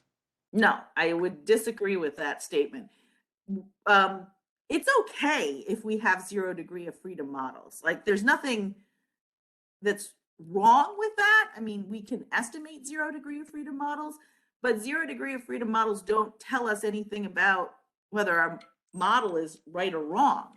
You know, because from the sense that with a 0 degree of freedom model, we're always going to be able to perfectly reproduce the variance covariance matrix with our model, you know, because the number of knowns is equal to the number of unknowns. So it doesn't actually tell us it's not like a stringent test of whether our model is right or not. So if we want to sort of put together a model and then sort of look to see, is this model actually right? I mean, we're never going to know if we have the right model. So I don't want to say right. Right is like a dangerous word. But models with positive degrees of freedom are more interesting models because we can actually get measures of model fit, and we can actually sort of test more interesting hypotheses about, you know, whether our assumptions about, oh, there is no direct effect, is that true or not true, right? Like those are the models that are going to be far more interesting and give us more interesting information. So I wouldn't say that it's true that we're aiming for 0 degree of freedom models. It is true that all multiple regression models are 0 degree of freedom models, and it is true that sometimes we fit 0 degree of freedom models, but they aren't, you know, they aren't your most interesting models. And that's, in some sense, our goal is to fit a model that has the fewest number parameters possible that still reproduces the variance covariance matrix well, right? So parsimony is something that we really kind of strive for. So that's really our goal, is to have a model that has the fewest parameters possible, but still can adequately reproduce our variance covariance matrix using those model implied variances and covariances. And, you know, yeah, I guess that's enough said. So again, I mentioned this before, but, you know, model with 0 degrees of freedom is often called just identified. So we can fit the model, but we get no model fit information. A model with negative degrees of freedom is called either under-identified or unidentified. You'll see either of those terms. They mean the same thing. And a model with positive degrees of freedom meets what's called the minimum criterion or minimum condition for identification. So all models with, you know, it's a minimum criteria for identification that a model, it should actually say a model with positive or 0 degrees of freedom. It should actually not say positive. It should technically say non-negative, because a model with 0 degrees of freedom also meets a minimum criterion for identification. So I apologize for that. So change positive to non-negative. But a model with non-negative degrees of freedom meets a minimum condition for identification. And what's important, so if you have negative degrees of freedom, you're not going to be identified, but just because you don't have negative degrees of freedom doesn't necessarily mean you're identified. That's what I mean by a minimum condition for identification. But here's the really important thing that simplifies your life immensely for right now, is that if we have a recursive path model, which are the models that we're talking about, and they have positive degrees of freedom, then they are identified. So if we have positive degrees of freedom, and this is again a path model that's recursive, so I don't have any of those feedback loops, and I don't have any correlated disturbances, those models are going to be identified as long as we have adequate degrees of freedom, as long as we have actually even 0 degrees of freedom, 0 or positive degrees of freedom, we're good. That isn't necessarily the case though for measurement models. So by that I mean things like confirmatory factor analysis models or other types of latent variable models. And that's not necessarily the case with non-recursive models. So I could draw a non-recursive model that has positive degrees of freedom, or I could draw a measurement model that has positive degrees of freedom that wouldn't necessarily be identified. But for path models, as long as we don't have negative degrees of freedom, if it's a recursive path model, then we're going to be identified. So that's just kind of like nice to know, nice to remember. This is probably a good time for a break. So let's take a break here for about 10 minutes and come back around 11, let's say 11:15. Does that work? And that gives us 1 more hour. All right, so see you in about 10 minutes.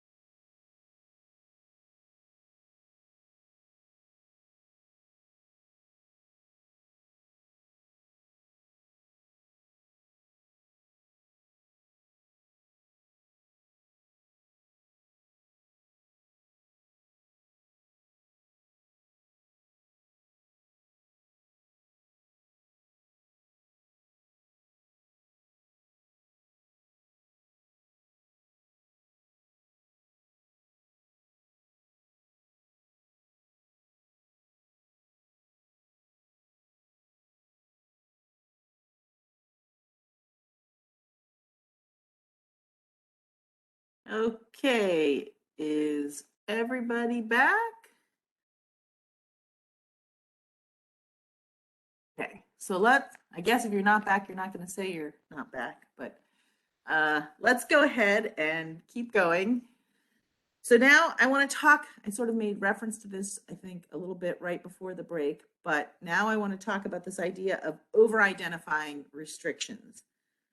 So an over-identifying restriction is some sort of a constraint on the variance covariance matrix of the observed variables. So I showed some examples before where, for example, where I think I said we constrained a direct path to be 0, a direct effect from one variable to another variable to be 0. So often constraints are things like we're constraining a path to be 0, or we're constraining a correlation to be 0. But it doesn't have to just be a constraint that we're not, fitting a path, so we're constraining it to be 0. Another possibility is we could constrain paths or covariances to be equal to each other. And we're going to see that later in the semester. So for example, well, let's start by talking about this simple example that we have here, where we have X, Y, and Z. So we have a really simple 3-variable model, right? And we have let's say these 3 paths are freely estimated, so they could be anything, right? Are there any over-identifying restrictions?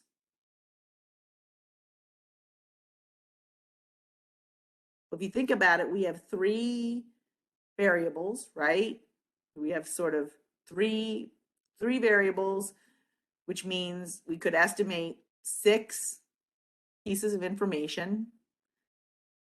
3 of those pieces of information are going to be variances. 2 are disturbance variances. 1 is an exogenous variance. And 3 of those pieces of information, actually, we're going to use to estimate those 3 paths, because we have a path from X to Y, a path from Y to Z, and a path from X to Z. So this model is actually a model that has 0 degrees of freedom. So are there any over-identifying restrictions in a 0 degree of freedom model? No, right? An over-identifying restriction is some sort of a constraint that we're placing by either constraining, something to be 0, some direct pathway, or some covariance. So here we're going to be able to perfectly reproduce the variance covariance matrix with this model. Should we run this model? So there are no over-identifying restrictions. Things are going to fit perfectly. Now imagine this though. Imagine I said, see, I think I can draw again. I was having trouble. Let's say I say that all 3 of these paths have to be constrained to be equal to each other. That's why I put A, instead of putting A, B, C, I put A. That means I'm saying should I do this, right?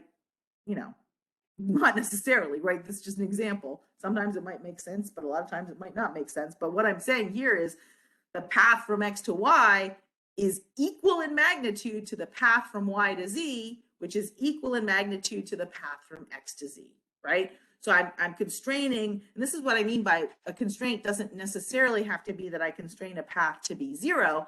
I could constrain paths to be equal to each other. So if I said this, then how many paths am I actually estimating? Am I estimating 3?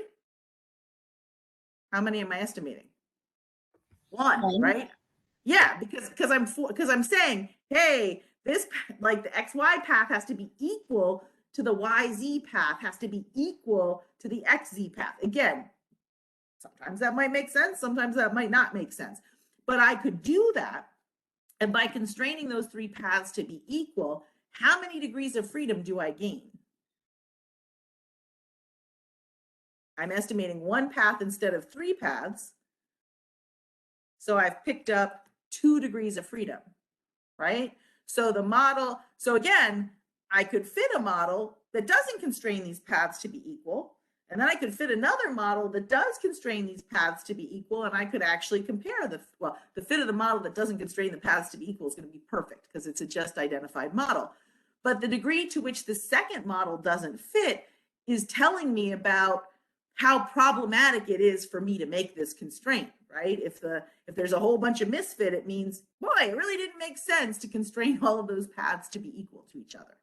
So this is what I mean by there are two different, the most common, and there are other kinds of constraints that you can do too, actually. You could constrain some parameter to be a function of other parameters.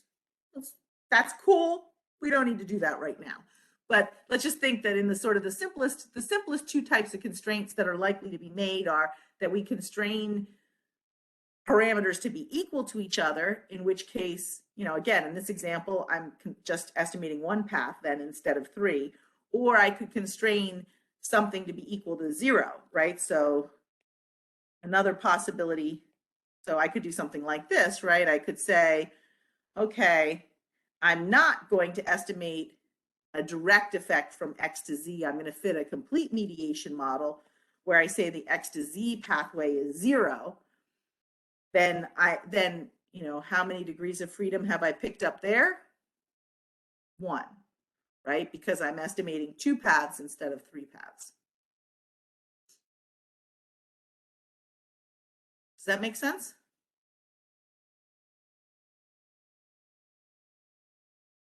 Okay, so as I said, this next slide just shows, yeah, okay. There are, hold on 1 second.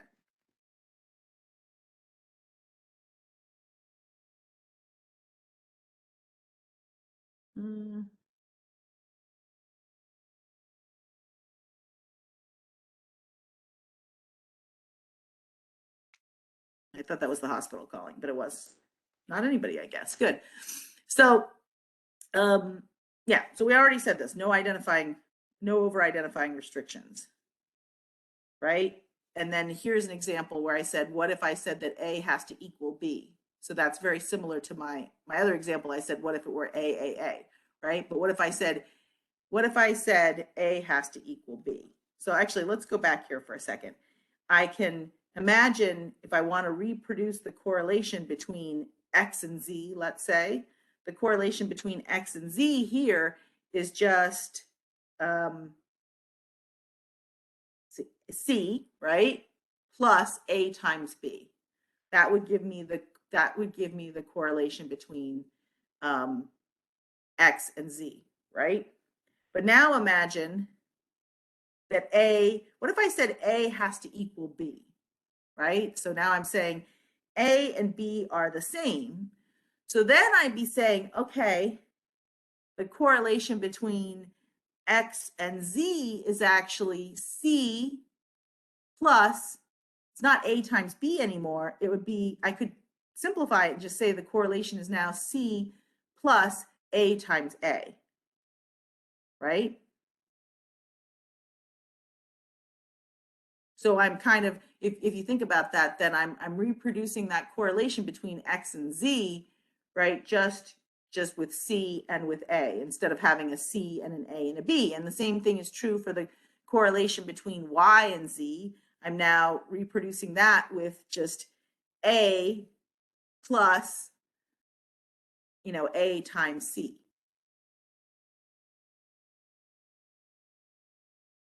So the one over identifying restriction in this case is just that A is equal to B. So I have one over identifying restriction. It buys me 1 degree of freedom. And the restriction is that A and B have to equal each other. And the question is that over identifying restriction, the thing that gives me a degree of freedom, is that actually a reasonable thing to do? Is that a reasonable constraint to make? And that's where the change in chi-square, or the model fit, is going to give me information about that. Does this logic kind of make sense? Okay, so let's take a look at another picture here. All right, so here, can you find the over identifying restrictions? Well, first, is this a just identified model?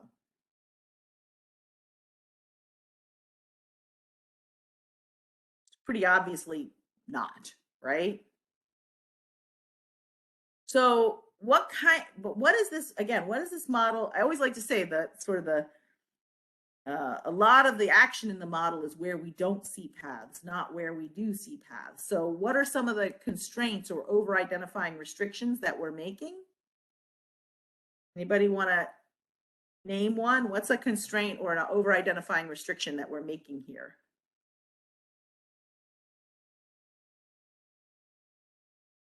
I shouldn't have used Greek letters for this. Let's call them E and N for now, if you want. But one of them, right, we don't have any kind of path here. So we've constrained this path to be equal to 0.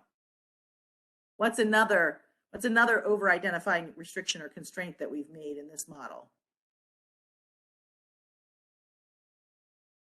Anybody? It looks like the variances for N1, 2, and 3 are the same, or at least they're the same Greek letters as the latent eta 1, 2, 3, or E1. Oh, you know what? They're actually not, but you're right that they kind of look similar. So I apologize for that. These are actually etas here, and these are zetas, right? They're not. If you really blow it up and look, oh, help! I didn't mean to do that. I've got a stray pen going on. But if you look at this, this is kind of looks like that, like that, and this is actually more of like that. So these are not the same, but I can totally see why you would think that they were. So I apologize for that. Another reason not to use Greek letters. So let me erase those. So actually, these variances are separate from these disturbance variances. And we're not constraining any of these variances to be equal, and we're not constraining any of these variances to be equal. So we are estimating a variance for every variable here. So it's really in like the paths and the connections between the variables that I want you to focus. So then another missing along with where you have the one on top would be the E to N3 as well, directly. Exactly. And right? then E1 to N3 and E3 to N3 too. That's right. So this is 0, right? These are all being constrained to be 0. So I'm saying there's no direct effect from E1 to N2 or N3. There's no direct effect, right, from E3 to N2 or N3. Anywhere else? E2 to N2 and E2 to N3?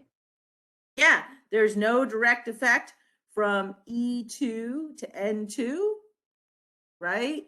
And there's no direct effect from N1 to N3. So those are actually like 6 constraints or 6 over-identifying restrictions that we're making there. Wait a minute. And maybe E2 to N3. E2 to N3. I was going to say I miss E2 to, yes, thank you. I was going to say, I know there are 7, so we're missing one somewhere. Thank you. E2 to N3. There we go. It's easy when there are really complicated models to be like, okay, I know. Yep. Okay. So E2 to N3. That's right. So here's a picture where I've got that drawn a little more nicely, where the paths in red here are actually the paths that weren't originally in the model. So these are the 7 over-identifying restrictions, or the 7 constraints that we're making. We're constraining all of those direct pathways to be equal to 0. So in this model, there would actually be 7 degrees of freedom because there are these 7 over-identifying restrictions. Can I ask you this? Oh, sorry. Sure. Go ahead. I've been using this kind of rule of thumb that if something is in a rectangle, it's an observed variable. So yeah, no, that is true. I was hoping nobody would ask that. Oh, so okay. No. So this model, so in this model, they are all latent variables, but you can see that there is no measurement model, right? So theoretically, because these are all latent variables, they would all have observed variables attached to them. What you're going to find is that so that's true. But for right now, pretend like they're just boxes. Because what we're going to do ultimately when we look at models that are these mixed latent variable models is that we're actually going to be looking at the measurement part of the model and sort of looking at identification of the measurement parameters. And then we're going to look at identification of the structural parameters. Then we're going to put it all together to kind of figure out what's going on for the total degrees of freedom. But so even though these are latent variables, we do often want to ask ourselves, okay, is the structural part of the latent variable model, is it just identified or is it over-identified? And to ask ourselves that question, we basically we forget about the fact that these latent variables are all measured, have a measurement model. Because when we just want to think about is the structural model identified or not, we're just going to focus on like the conceptual variables of interest. So that is very true. These are latent variables, and as such, we would have actually like a measurement model attached to it, but it doesn't actually negate the idea of asking ourselves, is the structural part of the model, how many restrictions are there here? And that's what we're doing. So for now, it doesn't matter that they're ovals, but that is absolutely true.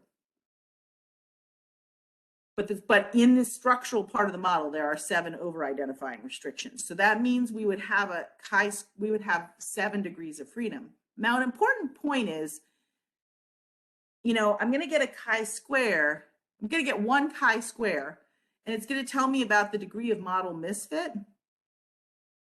But if I'm looking at this model, the model misfit could be because one of these constraints is really, really problematic. And maybe the other constraints are fine, right? Like this is going to be it's like a global test of fit. So, I'm going to, if my model doesn't fit, I'm going to know my model doesn't fit, but it could just be one constraint is problematic. You could have one constraint that's very problematic and everything else could be great. Or you could have like each of the constraints could be a little bit problematic, right? Or anything in between. So when I make multiple constraints or multiple over-identifying restrictions, if the model doesn't fit, it doesn't necessarily mean that all of those restrictions are problematic. It means that one or more of those restrictions are they could all be problematic. And like I said, they could all be a little bit problematic, or there could be one that's very problematic. But when we do a model fit test, it's really going to be a global test of the whole model. So often what we're going to want to do, and I'll talk about this more next time, is we'll want to sort of step through and be very structured in the way that we build our models so that we know where the model misfit is coming from. So for right now, we're not sort of talking about that. We'll talk about that in conjunction with fitting our first M+ models, but just be aware that, if this model doesn't fit, it could be any one of these restrictions or multiple restrictions that are problematic. Does that make sense? Okay. Hey, and that brings us to, there we go. Confirmatory factor analysis. Yay. So let's talk a little bit about confirmatory factor analysis. So up till now, we've really just been thinking about like the path part or the structural part of the model. Confirmatory factor analysis is a way of fitting, it's really a way of modeling the latent variables in our model. So again, why do we want, I mentioned this a little bit last time, but why do we even want to use latent variables? Well, we want to deal, one of the main reasons is we want to deal with measurement error, right? We would like to, latent variables are great because they allow us really to deal, and you'll see how, they allow us to really sort of partition the variance into true score variance, or, the variance that's attributable to the latent variables, and error variance. And so the latent variables are measured, without error, or sort of where net of error. And that can be really a huge advantage. Also, just from a validity standpoint, using latent variables can be really advantageous because it allows us to sort of put together, to have a more nuanced model, a more nuanced sort of perspective on what it is that we're measuring. And you might be thinking to yourself, well, why don't I just use factor scores? I could do a factor analysis and then use factor scores. But, you know, if you do a factor analysis and you create a mean score or a factor score is really just a weighted kind of observed variable score. Even though you're using a score that's a composite score, you still have measurement error baked into those composite measures. So it's definitely advantageous to use latent variables. Okay, so when we use this multi-indicator approach to build our latent variable models, then we're really reducing this overall effective measurement error of any individual observed variable on our results, which is great. We can distinguish between observed variables, which are indicators of a factor, and the underlying latent variables or factors themselves, which again, I think from a validity standpoint is really useful. And a measurement model is what I call a model where we have the observed variables and the latent variables in the model, but we're not really looking at structural pathways. And again, I think you'll see what I mean in a second. So actually, I probably should have said these assumptions prior to CFA. These assumptions hold for path analysis as well. Basically, everything we do in this class, we're going to make the assumption that we have multivariate normality. There are ways to deal with non-normality. And honestly, you know, a moderate amount of non-normality of skewness and kurtosis is not necessarily super problematic for these models.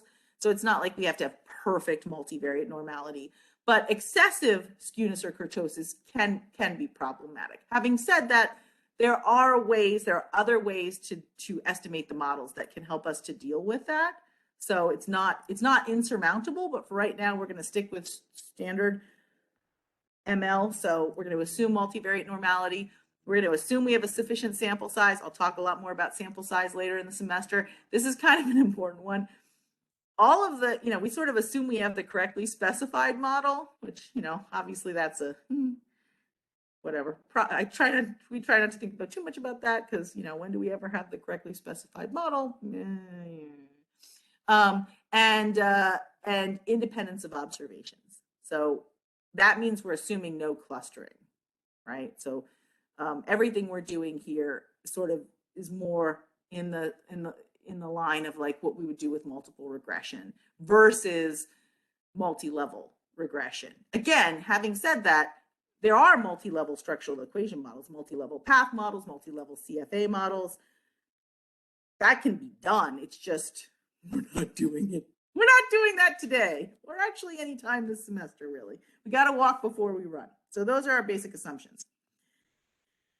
Okay, so what does a simple latent variable model look like, or a simple, you know, measurement model or confirmatory factor analysis model look like?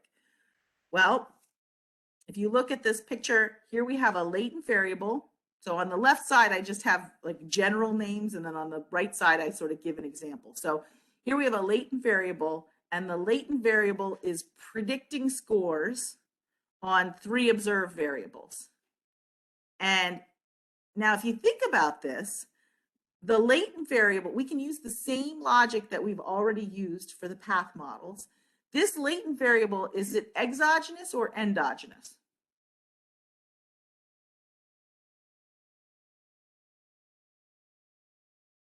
Anybody? Is anything exogenous, right? Because nothing is predicting the latent variable here. So this latent variable is exogenous. So we have this exogenous latent variable. What about our 3 observed variables? Are they exogenous or endogenous?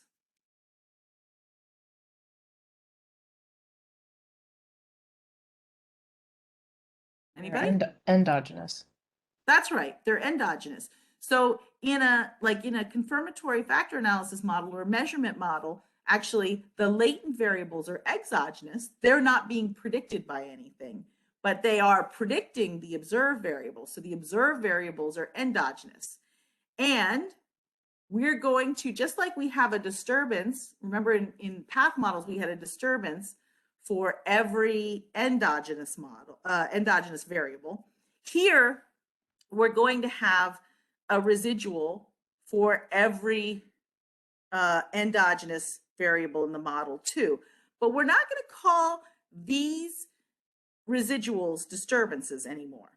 We're going to call them measurement errors or errors. So you see it says error for variable one. That's not what's, you could think of it as error variance for variable one because that's what we're estimating. But these are the errors for variable 1, 2, and 3. Now you might be thinking to yourself, why the heck am I not calling them disturbances? And there's a good reason. Well, I'll give you like a preview of that.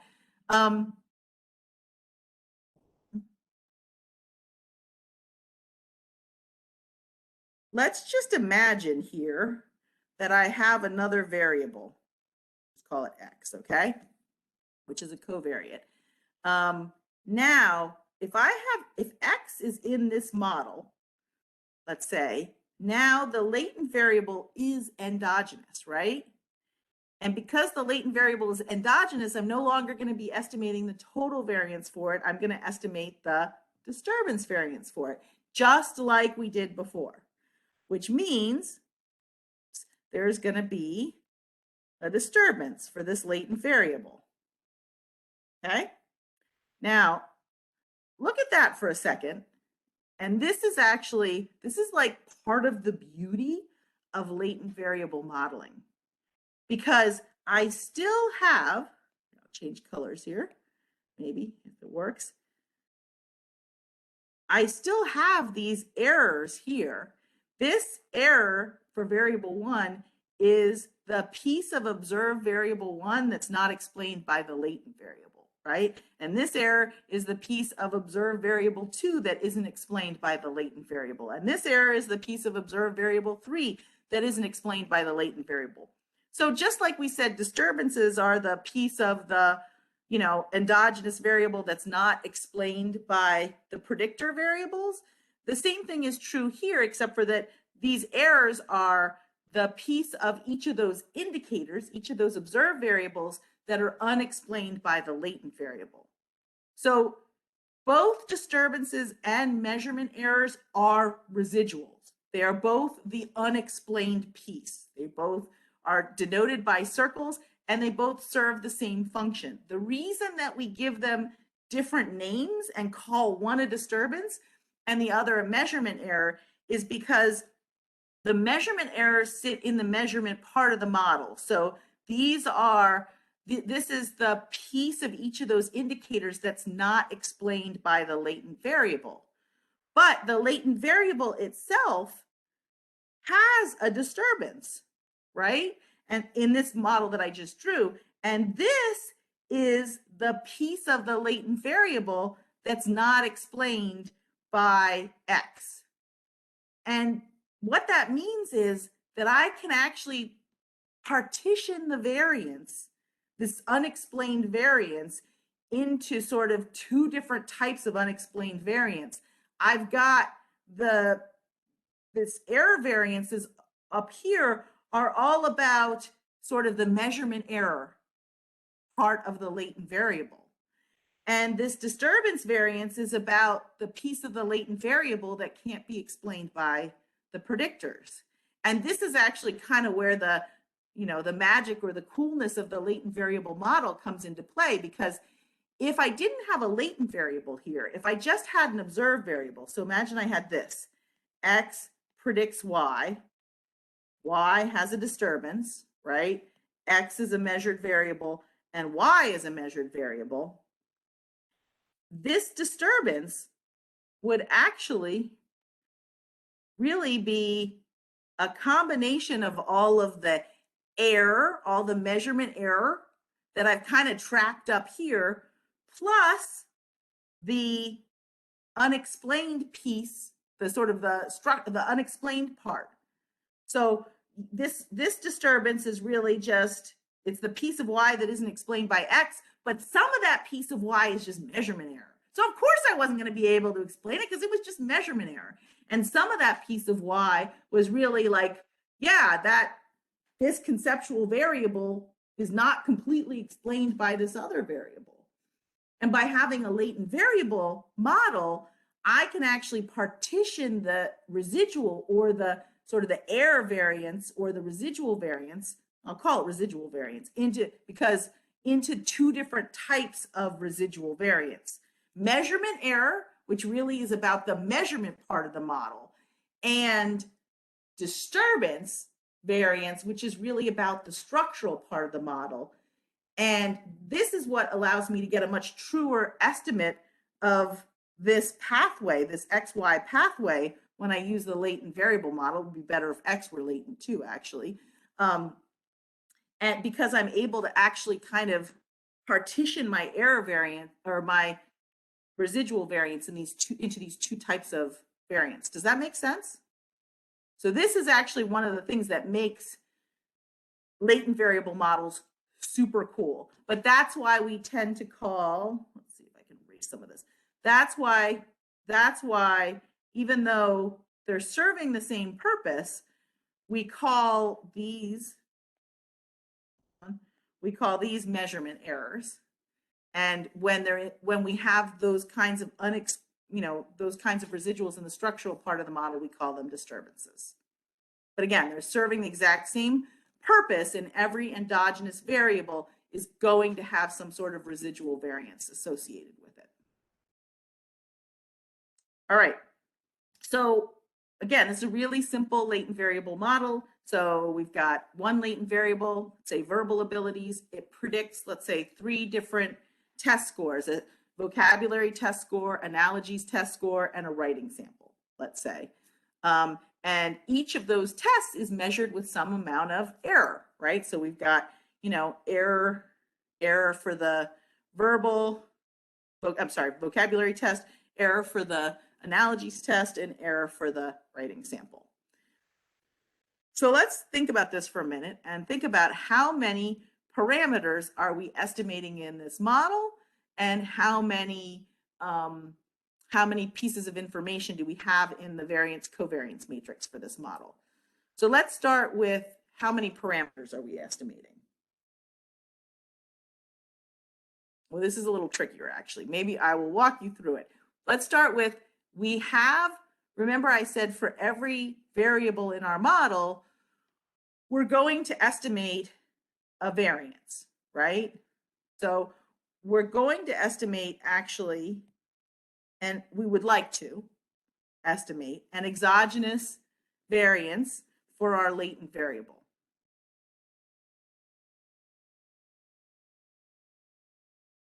Okay? And we're going to estimate error variances here for each of our observed variables, right? So we have 3 measurement errors,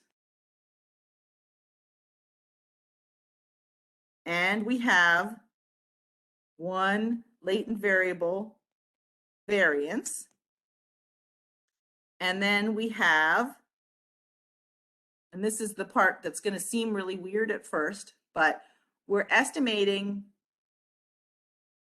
2 paths. Notice right here, do you see that 1? This is what's called a marker variable, and we're constraining the path from the latent variable to the observed variable here to equal 1.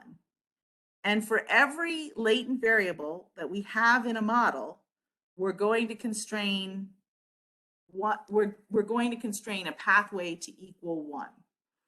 Or we can do something else too, but let me just talk about this for a second. So why do we do that? Well, we do that because we actually need to scale the latent variable. And we also do it for identification purposes. So if you think about it, the latent, like on what scale would this latent variable be? It's latent, so it doesn't have any intrinsic metric of its own, right? Like it's latent, I don't know, what scale is it on? I don't know. So there are 2 different options for scaling the latent variable. The first option is to use what's called actually there are more than 2. We're going to talk about 2. Maybe we'll talk about other ones later on in the semester, but for now we're only going to talk about 2. So the first way is basically to yoke the latent variable to one of the observed variables. And we do that by constraining this path to be 1.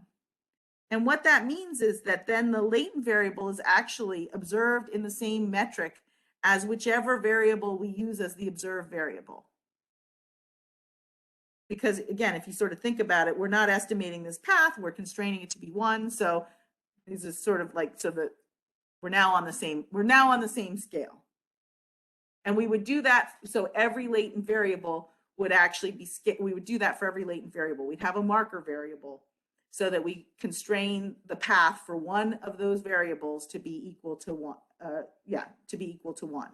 And then the unstandardized path coefficients for the other variables will sort of be a function of which variable you choose as the marker variable, but usually we're really interested in the standardized path coefficients, and those will be the same no matter which variable you use as the marker variable. So that's option 1.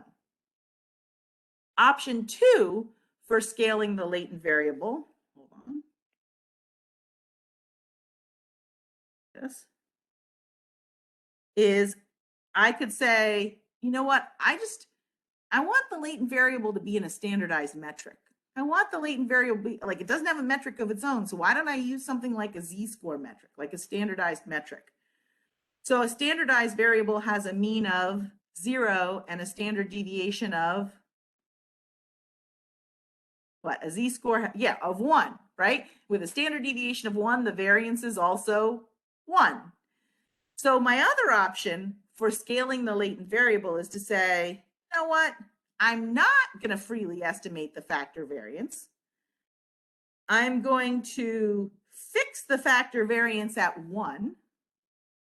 And by doing that, I'm going to say, okay, I've got this latent variable. The latent variable, I'm going to say, has a mean of 0 and a variance of 1, which is basically going to put it in a z-score metric. And if I do that, then I would freely estimate all 3 of these paths. Now, think about that for just a second. So in option 1, I said we're estimating 2 paths, 1 factor variance, and 3 error variances. Oops. Right? So that equals 6 parameters. Okay? In the other option, I'm estimating 3 paths, 3 error variances,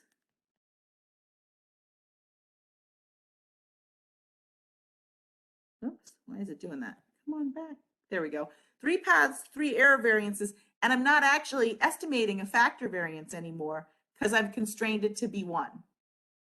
And so this is also 6 parameters. So it doesn't actually matter in terms of, it doesn't really matter. There are times when one will be preferable to another, but it really generally doesn't matter if you don't have multiple groups, especially whether you use what's sometimes referred to like as a sort of a standardized solution. You're sort of standardizing from the get-go. And actually, it's usually called the fixed factor variance strategy, and that's usually how I'll refer to it. The fixed factor variance strategy means I fix the factor variance to be equal to 1. I estimate 3 paths here, and I estimate 3 error variances. The other strategy is called the marker variable strategy. In the marker variable strategy, I estimate the factor variance, but the factor variance is going to be on the same metric as the marker variable. And in that case, I'm only going to actually estimate 2 paths. I will get standardized coefficients, by the way, for all 3 paths. So I'll get the same number, I'll get standardized coefficients for everything either way. If I use the fixed factor variance strategy, I'm really just going to get one. My unstandardized solution is going to be the same as my standardized solution. So there really won't be any difference there between like the unstandardized estimates and the standardized estimates. If I use the marker variable strategy, because the factor loading for that verbal abilities to vocabulary test is 1, the other factor loadings are going to be kind of, in some sense, relative to that. And so I'll get this unstandardized solution, But then I can also get a standardized solution. And the standardized solution will just basically be when I assume that the factor has a mean of 0 and a variance of 1. So again, I mean, sometimes people want unstandardized solutions, so they like the marker variable strategy. But statistically, these two models are equivalent. You'll get the same chi-square, the same degrees of freedom. You'll get the same standardized estimates, whether you use the fixed factor variance strategy or the marker variable strategy. And most of the time, for most sort of garden variety type models, it's really not going to matter whether you use the fixed factor variance strategy or the marker variable strategy. We'll talk later in the semester about times when it does matter, and in those times we're going to prefer the marker variable strategy. And the marker variable strategy is kind of the default in most SEM packages, and it's certainly the default in M+, but you can override that. But the important thing here is that when you're counting the number of parameters, you can either estimate the latent variable variance, but in that case, you have to yoke that latent variable to one of the observed variables using the marker variable strategy. So that means you're going to estimate one fewer path, or you can estimate all three of the paths freely, but in that case, you're going to have to fix the factor variance to 1. And one of the ways that I kind of like to think about why this sort of conceptually also makes sense to me is, if you think about it, you really only have 3 observed variances, right? So you can't really get 4 unique pieces of information out of those. So from that perspective, it kind of makes sense too. But in either case here, we're going to have 6 parameters that we're trying to estimate. Questions about any of that?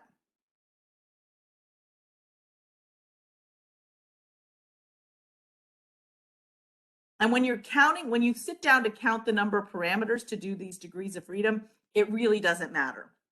Even like if it's easier for you as you're counting to be like, I'm just going to presume fixed factor variance strategy so that I'm not going to count factor variances, but I am going to count error variances and I am going to count all the paths, that's fine, because that will give you the same count as if you count with the marker variable strategy, where you're counting a factor variance for every factor, but then you're also constraining one of the paths to be equal to 1. So you'll get the same result when you're counting. It doesn't matter. Okay, so then how many unknowns are there? Oh, sorry, we did unknowns. How many knowns are there? How many unique elements of the variance covariance matrix? We have 3 observed variables. So 3 times 4 divided by 2 is 6. So actually, this is a case where there are 6 knowns and there are 6 unknowns. So this model is just identified, which means we can fit a little one-factor model and have 3 observed variables. We can fit that model. It's going to fit exactly. You know, we're not going to get any tests of model fit, but we will get, I mean, we can fit it and we will get, you know, we'll get factor loading estimates. And if you think about like, why does it make sense that this model is just identified? Again, think about the fact that in this model, if you think about the fact that there are 3 correlations, because we have 3 variables, right? I mean, so there's 6 elements of the variance covariance matrix, but forget about the variances for a second, because I've kind of covered the variances by saying, right, I'm going to either estimate, you know, well, I've got the variances covered. Just think about that for a second. Let's assume a fixed factor variance strategy for a second and say, okay, so I'm estimating 3 error variances, and let's say I'm estimating the fixed factor variance is not estimated, that's constrained. So then I'm estimating 3 paths, right? If I use the fixed factor variance strategy, I'm estimating those 3 paths. And how many correlations are there between those 3 variables? There are 3 correlations, right? So the 3 correlations basically map onto the 3 paths. So I can reproduce the standardized path coefficients perfectly with those 3 elements of the correlation matrix.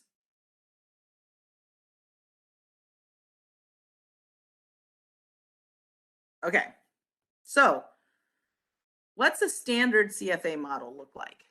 When we talk about a standard confirmatory factor analysis model, each item is represented as having two causes.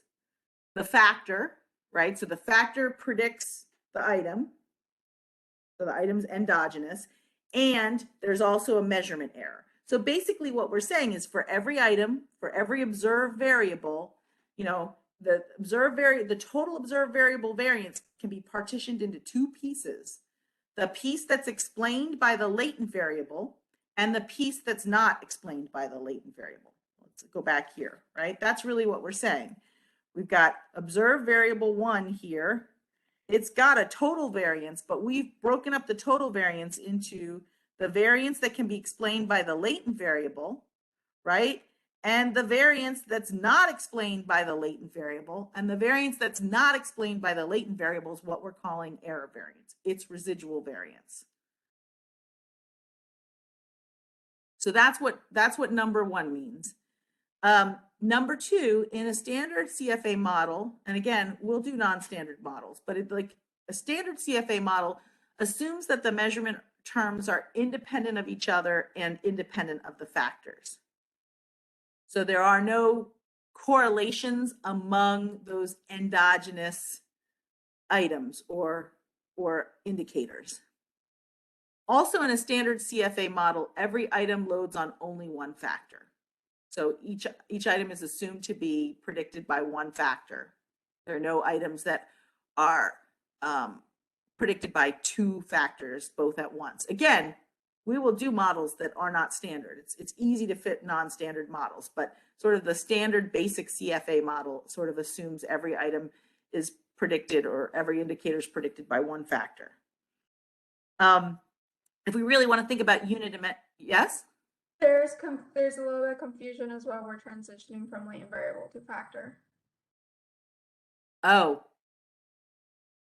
Yeah, so when I say factor, I think of that as relatively synonymous with a latent variable. So factor is the same as latent variable. Technically, they're not exactly redundant in the sense that, let's go back to our picture here. Erase some of this stuff, by the way. Oh, wait, that was not erased. There we go.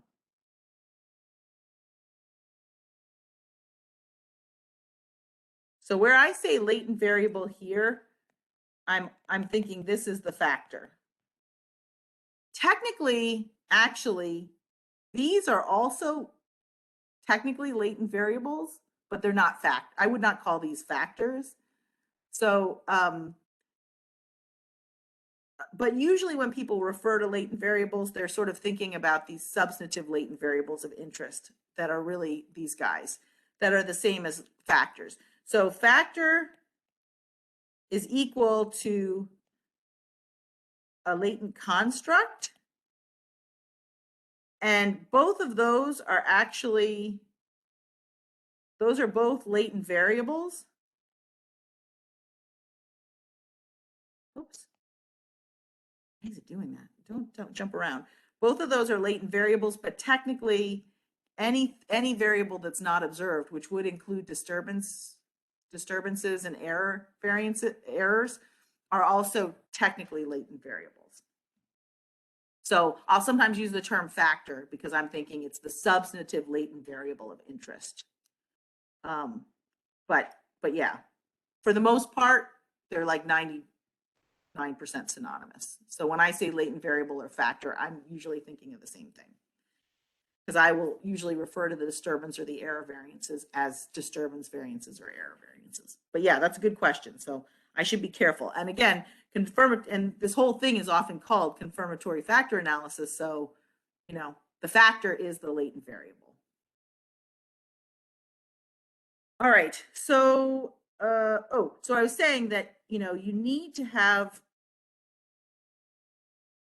2 and 3 when I was saying, you need to have measurement error terms be independent of each other and of the factors, and also having an item only load on one factor. Those two rules are necessary for unit dimensionality, but you don't necessarily have to abide by those standard CFA rules just to fit a CFA model.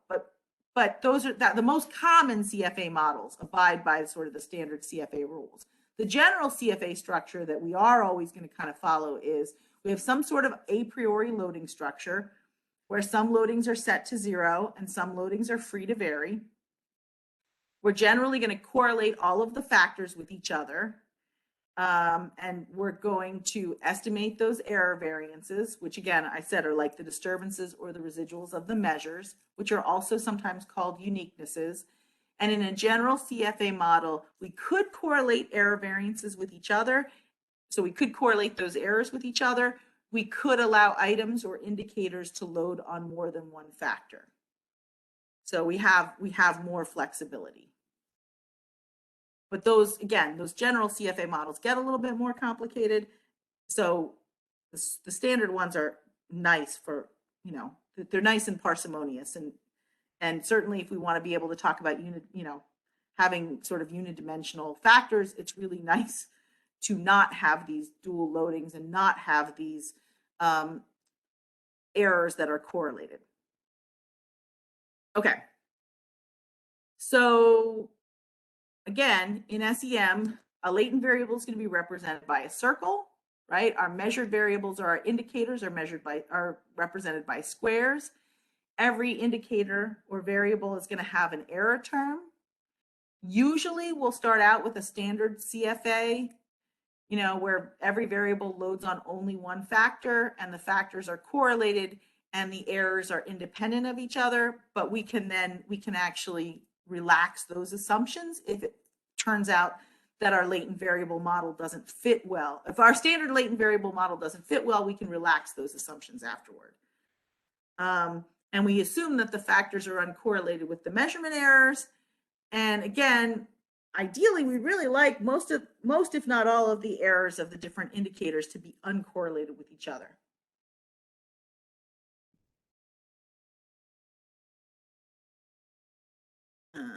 Okay. So I feel like I said, well, this is just some vocabulary. So, and this is the direct effect of the latent variable on the observed variable, that path. So I've been calling it a path because it looks like a path from path analysis. But those paths have a lot of different names in confirmatory factor analysis. So sometimes we might refer to them as paths. That's fine. They are paths. They're paths. But they're also often referred to as pattern coefficients in the factor analysis literature, or factor loadings, which technically is kind of not a great term, but I think it's probably the most common thing that people refer to those standardized path coefficients as factor loadings. So I'll often sort of say pattern coefficient, and then I'll put in parentheses factor loading. But just know that the path from a latent variable to an observed variable could be called, it is a path. It's often called a pattern coefficient or a factor loading. And again, we're not calling our residuals disturbances now. We're going to call them error variances. And we could actually have correlations among those errors. So we'll talk more about what that means in a minute, but correlated errors are correlations between the piece of two variables. So you've got the piece of this variable that's not explained by the factor and the piece of another variable that's not explained by the factor. And you could theoretically allow those pieces to correlate with each other. And that's what a correlated error is, which again, we'll talk much more about those later. So here's another, we've talked about this already, but to scale a latent variable, we want to either fix the factor variance to 1 or we want to fix the loading of an indicator to 1. So if we fix the factor variances, we have something like, oops, I'm using the wrong thing. If we have to fix the factor variances, see, we're saying, okay, the variance of each factor is 1, and then we're freely estimating each of these loadings. Or we can fix the path to be 1, and then there we're actually going to freely estimate the variance. And those are our two options for how we're actually going to scale the latent variable.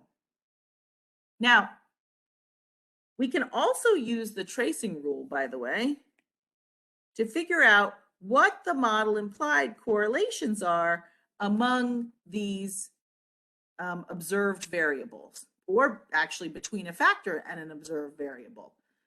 So let's call this, let's just call this, oops, here we go. Let's call this F1 and F2 instead of our Greek things there, just to make it easier. Okay. I want to go back. Okay, good enough. So say this is A, B, C. No, let's use numbers. That'll be easier. Let's say this is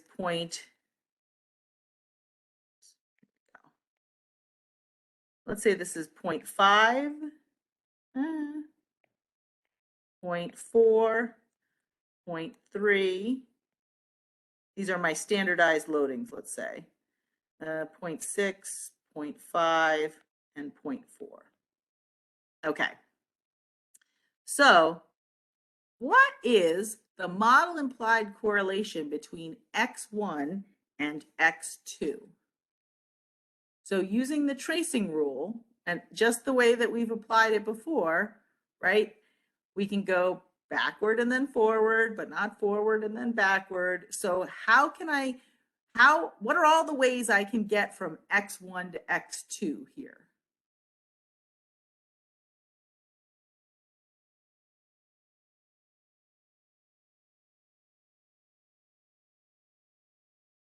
Anybody? I can go backward, right, from X1 into the factor. And again, let's assume we're using the standardized, these are standardized coefficients. So we're going backward here. We're going forward here, right? And so 0.5, oops, doing that there, 0.5 times 0.4 equals 0.2. So the model implied correlation between X1 and X2 here is actually 0.2.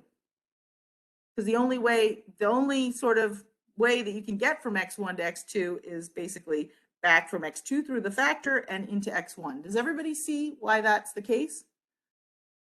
Now, what about this? What about if the correlation here between F1 and F2 is 0.8, let's say? What is the model implied correlation between F1, not F1, sorry, X1 and X4? Between X1 and X4. 0.5 plus 0.8 times 0.6. So close. It's okay. 0.5 times 0.8 times 0.6 because it's one compound path actually. So we're going, right? We're going back from X1 to F through F1 to F2 and then from F2 to X4. So it's actually just, it's like one trace. So it's actually 0.5 times 0.8 times 0.6, right? Which is 0.24.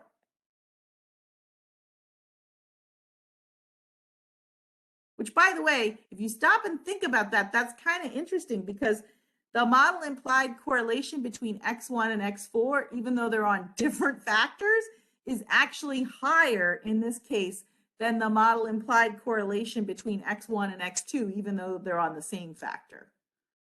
Which is one of the reasons that knowing the tracing rule as we think about CFA is going to be really important to sort of help us understand our models. How about one more? I promise. How about this? What is the model implied correlation between F1, so the factor 1 and X4? So what's the model implied correlation between factor 1 and X4? So for that, I'm just going to start here, right? And I'm going to trace from F1 to F2 and from F2 to X4. So the model implied correlation between the factor 1 and x4 is just going to be 0.8 times 0.6.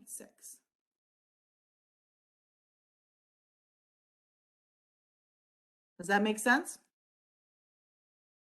And what's the model implied correlation between F2 and X4, by the way, just for completeness, just so everybody's on the same page? And what? Between F2 and X4. There's only one way to get there, right? Yeah, it's just 0.6, right? Yeah, exactly. It's just 0.6. There's only one way to get there. It's like a direct effect. In this case, there are no other ways to get there. So the model implied correlation between F2 and X4 is 0.6. The model implied correlation between X1 and X4 is that 0.6 times 0.8. And the model implied correlation between X1 and X4 is the 0.6 times 0.8 times 0.5. And I know we're out of time, so I'm going to stop there, but that's good because I think we actually got through everything that you need to do your homework. Yay! So I'll see you next Wednesday. Just to remind you, Jocelyn has office hours on Mondays at 9 and Tuesdays at 10. And in addition, if you want to meet with me, just shoot me an email and we can set up a time that's mutually convenient. And next week, again, we'll be in room 325 Gentry, which is the computer lab. You don't need to bring your own computer. I mean, all of the computers there are set up with a full version of M+, and I'll actually show you how to estimate models in M+, and we'll keep going on theoretical stuff too. Sound good? Tuesdays at 11, not 10. Oh, I'm so sorry. Let me say that again. Mondays at 9, Tuesdays at 11. Is that right? Yeah. Yeah, that would be bad. Mondays at 9, Tuesdays at 11. We're here Wednesday at 9:15. I'm going to hit stop on record, and I will make sure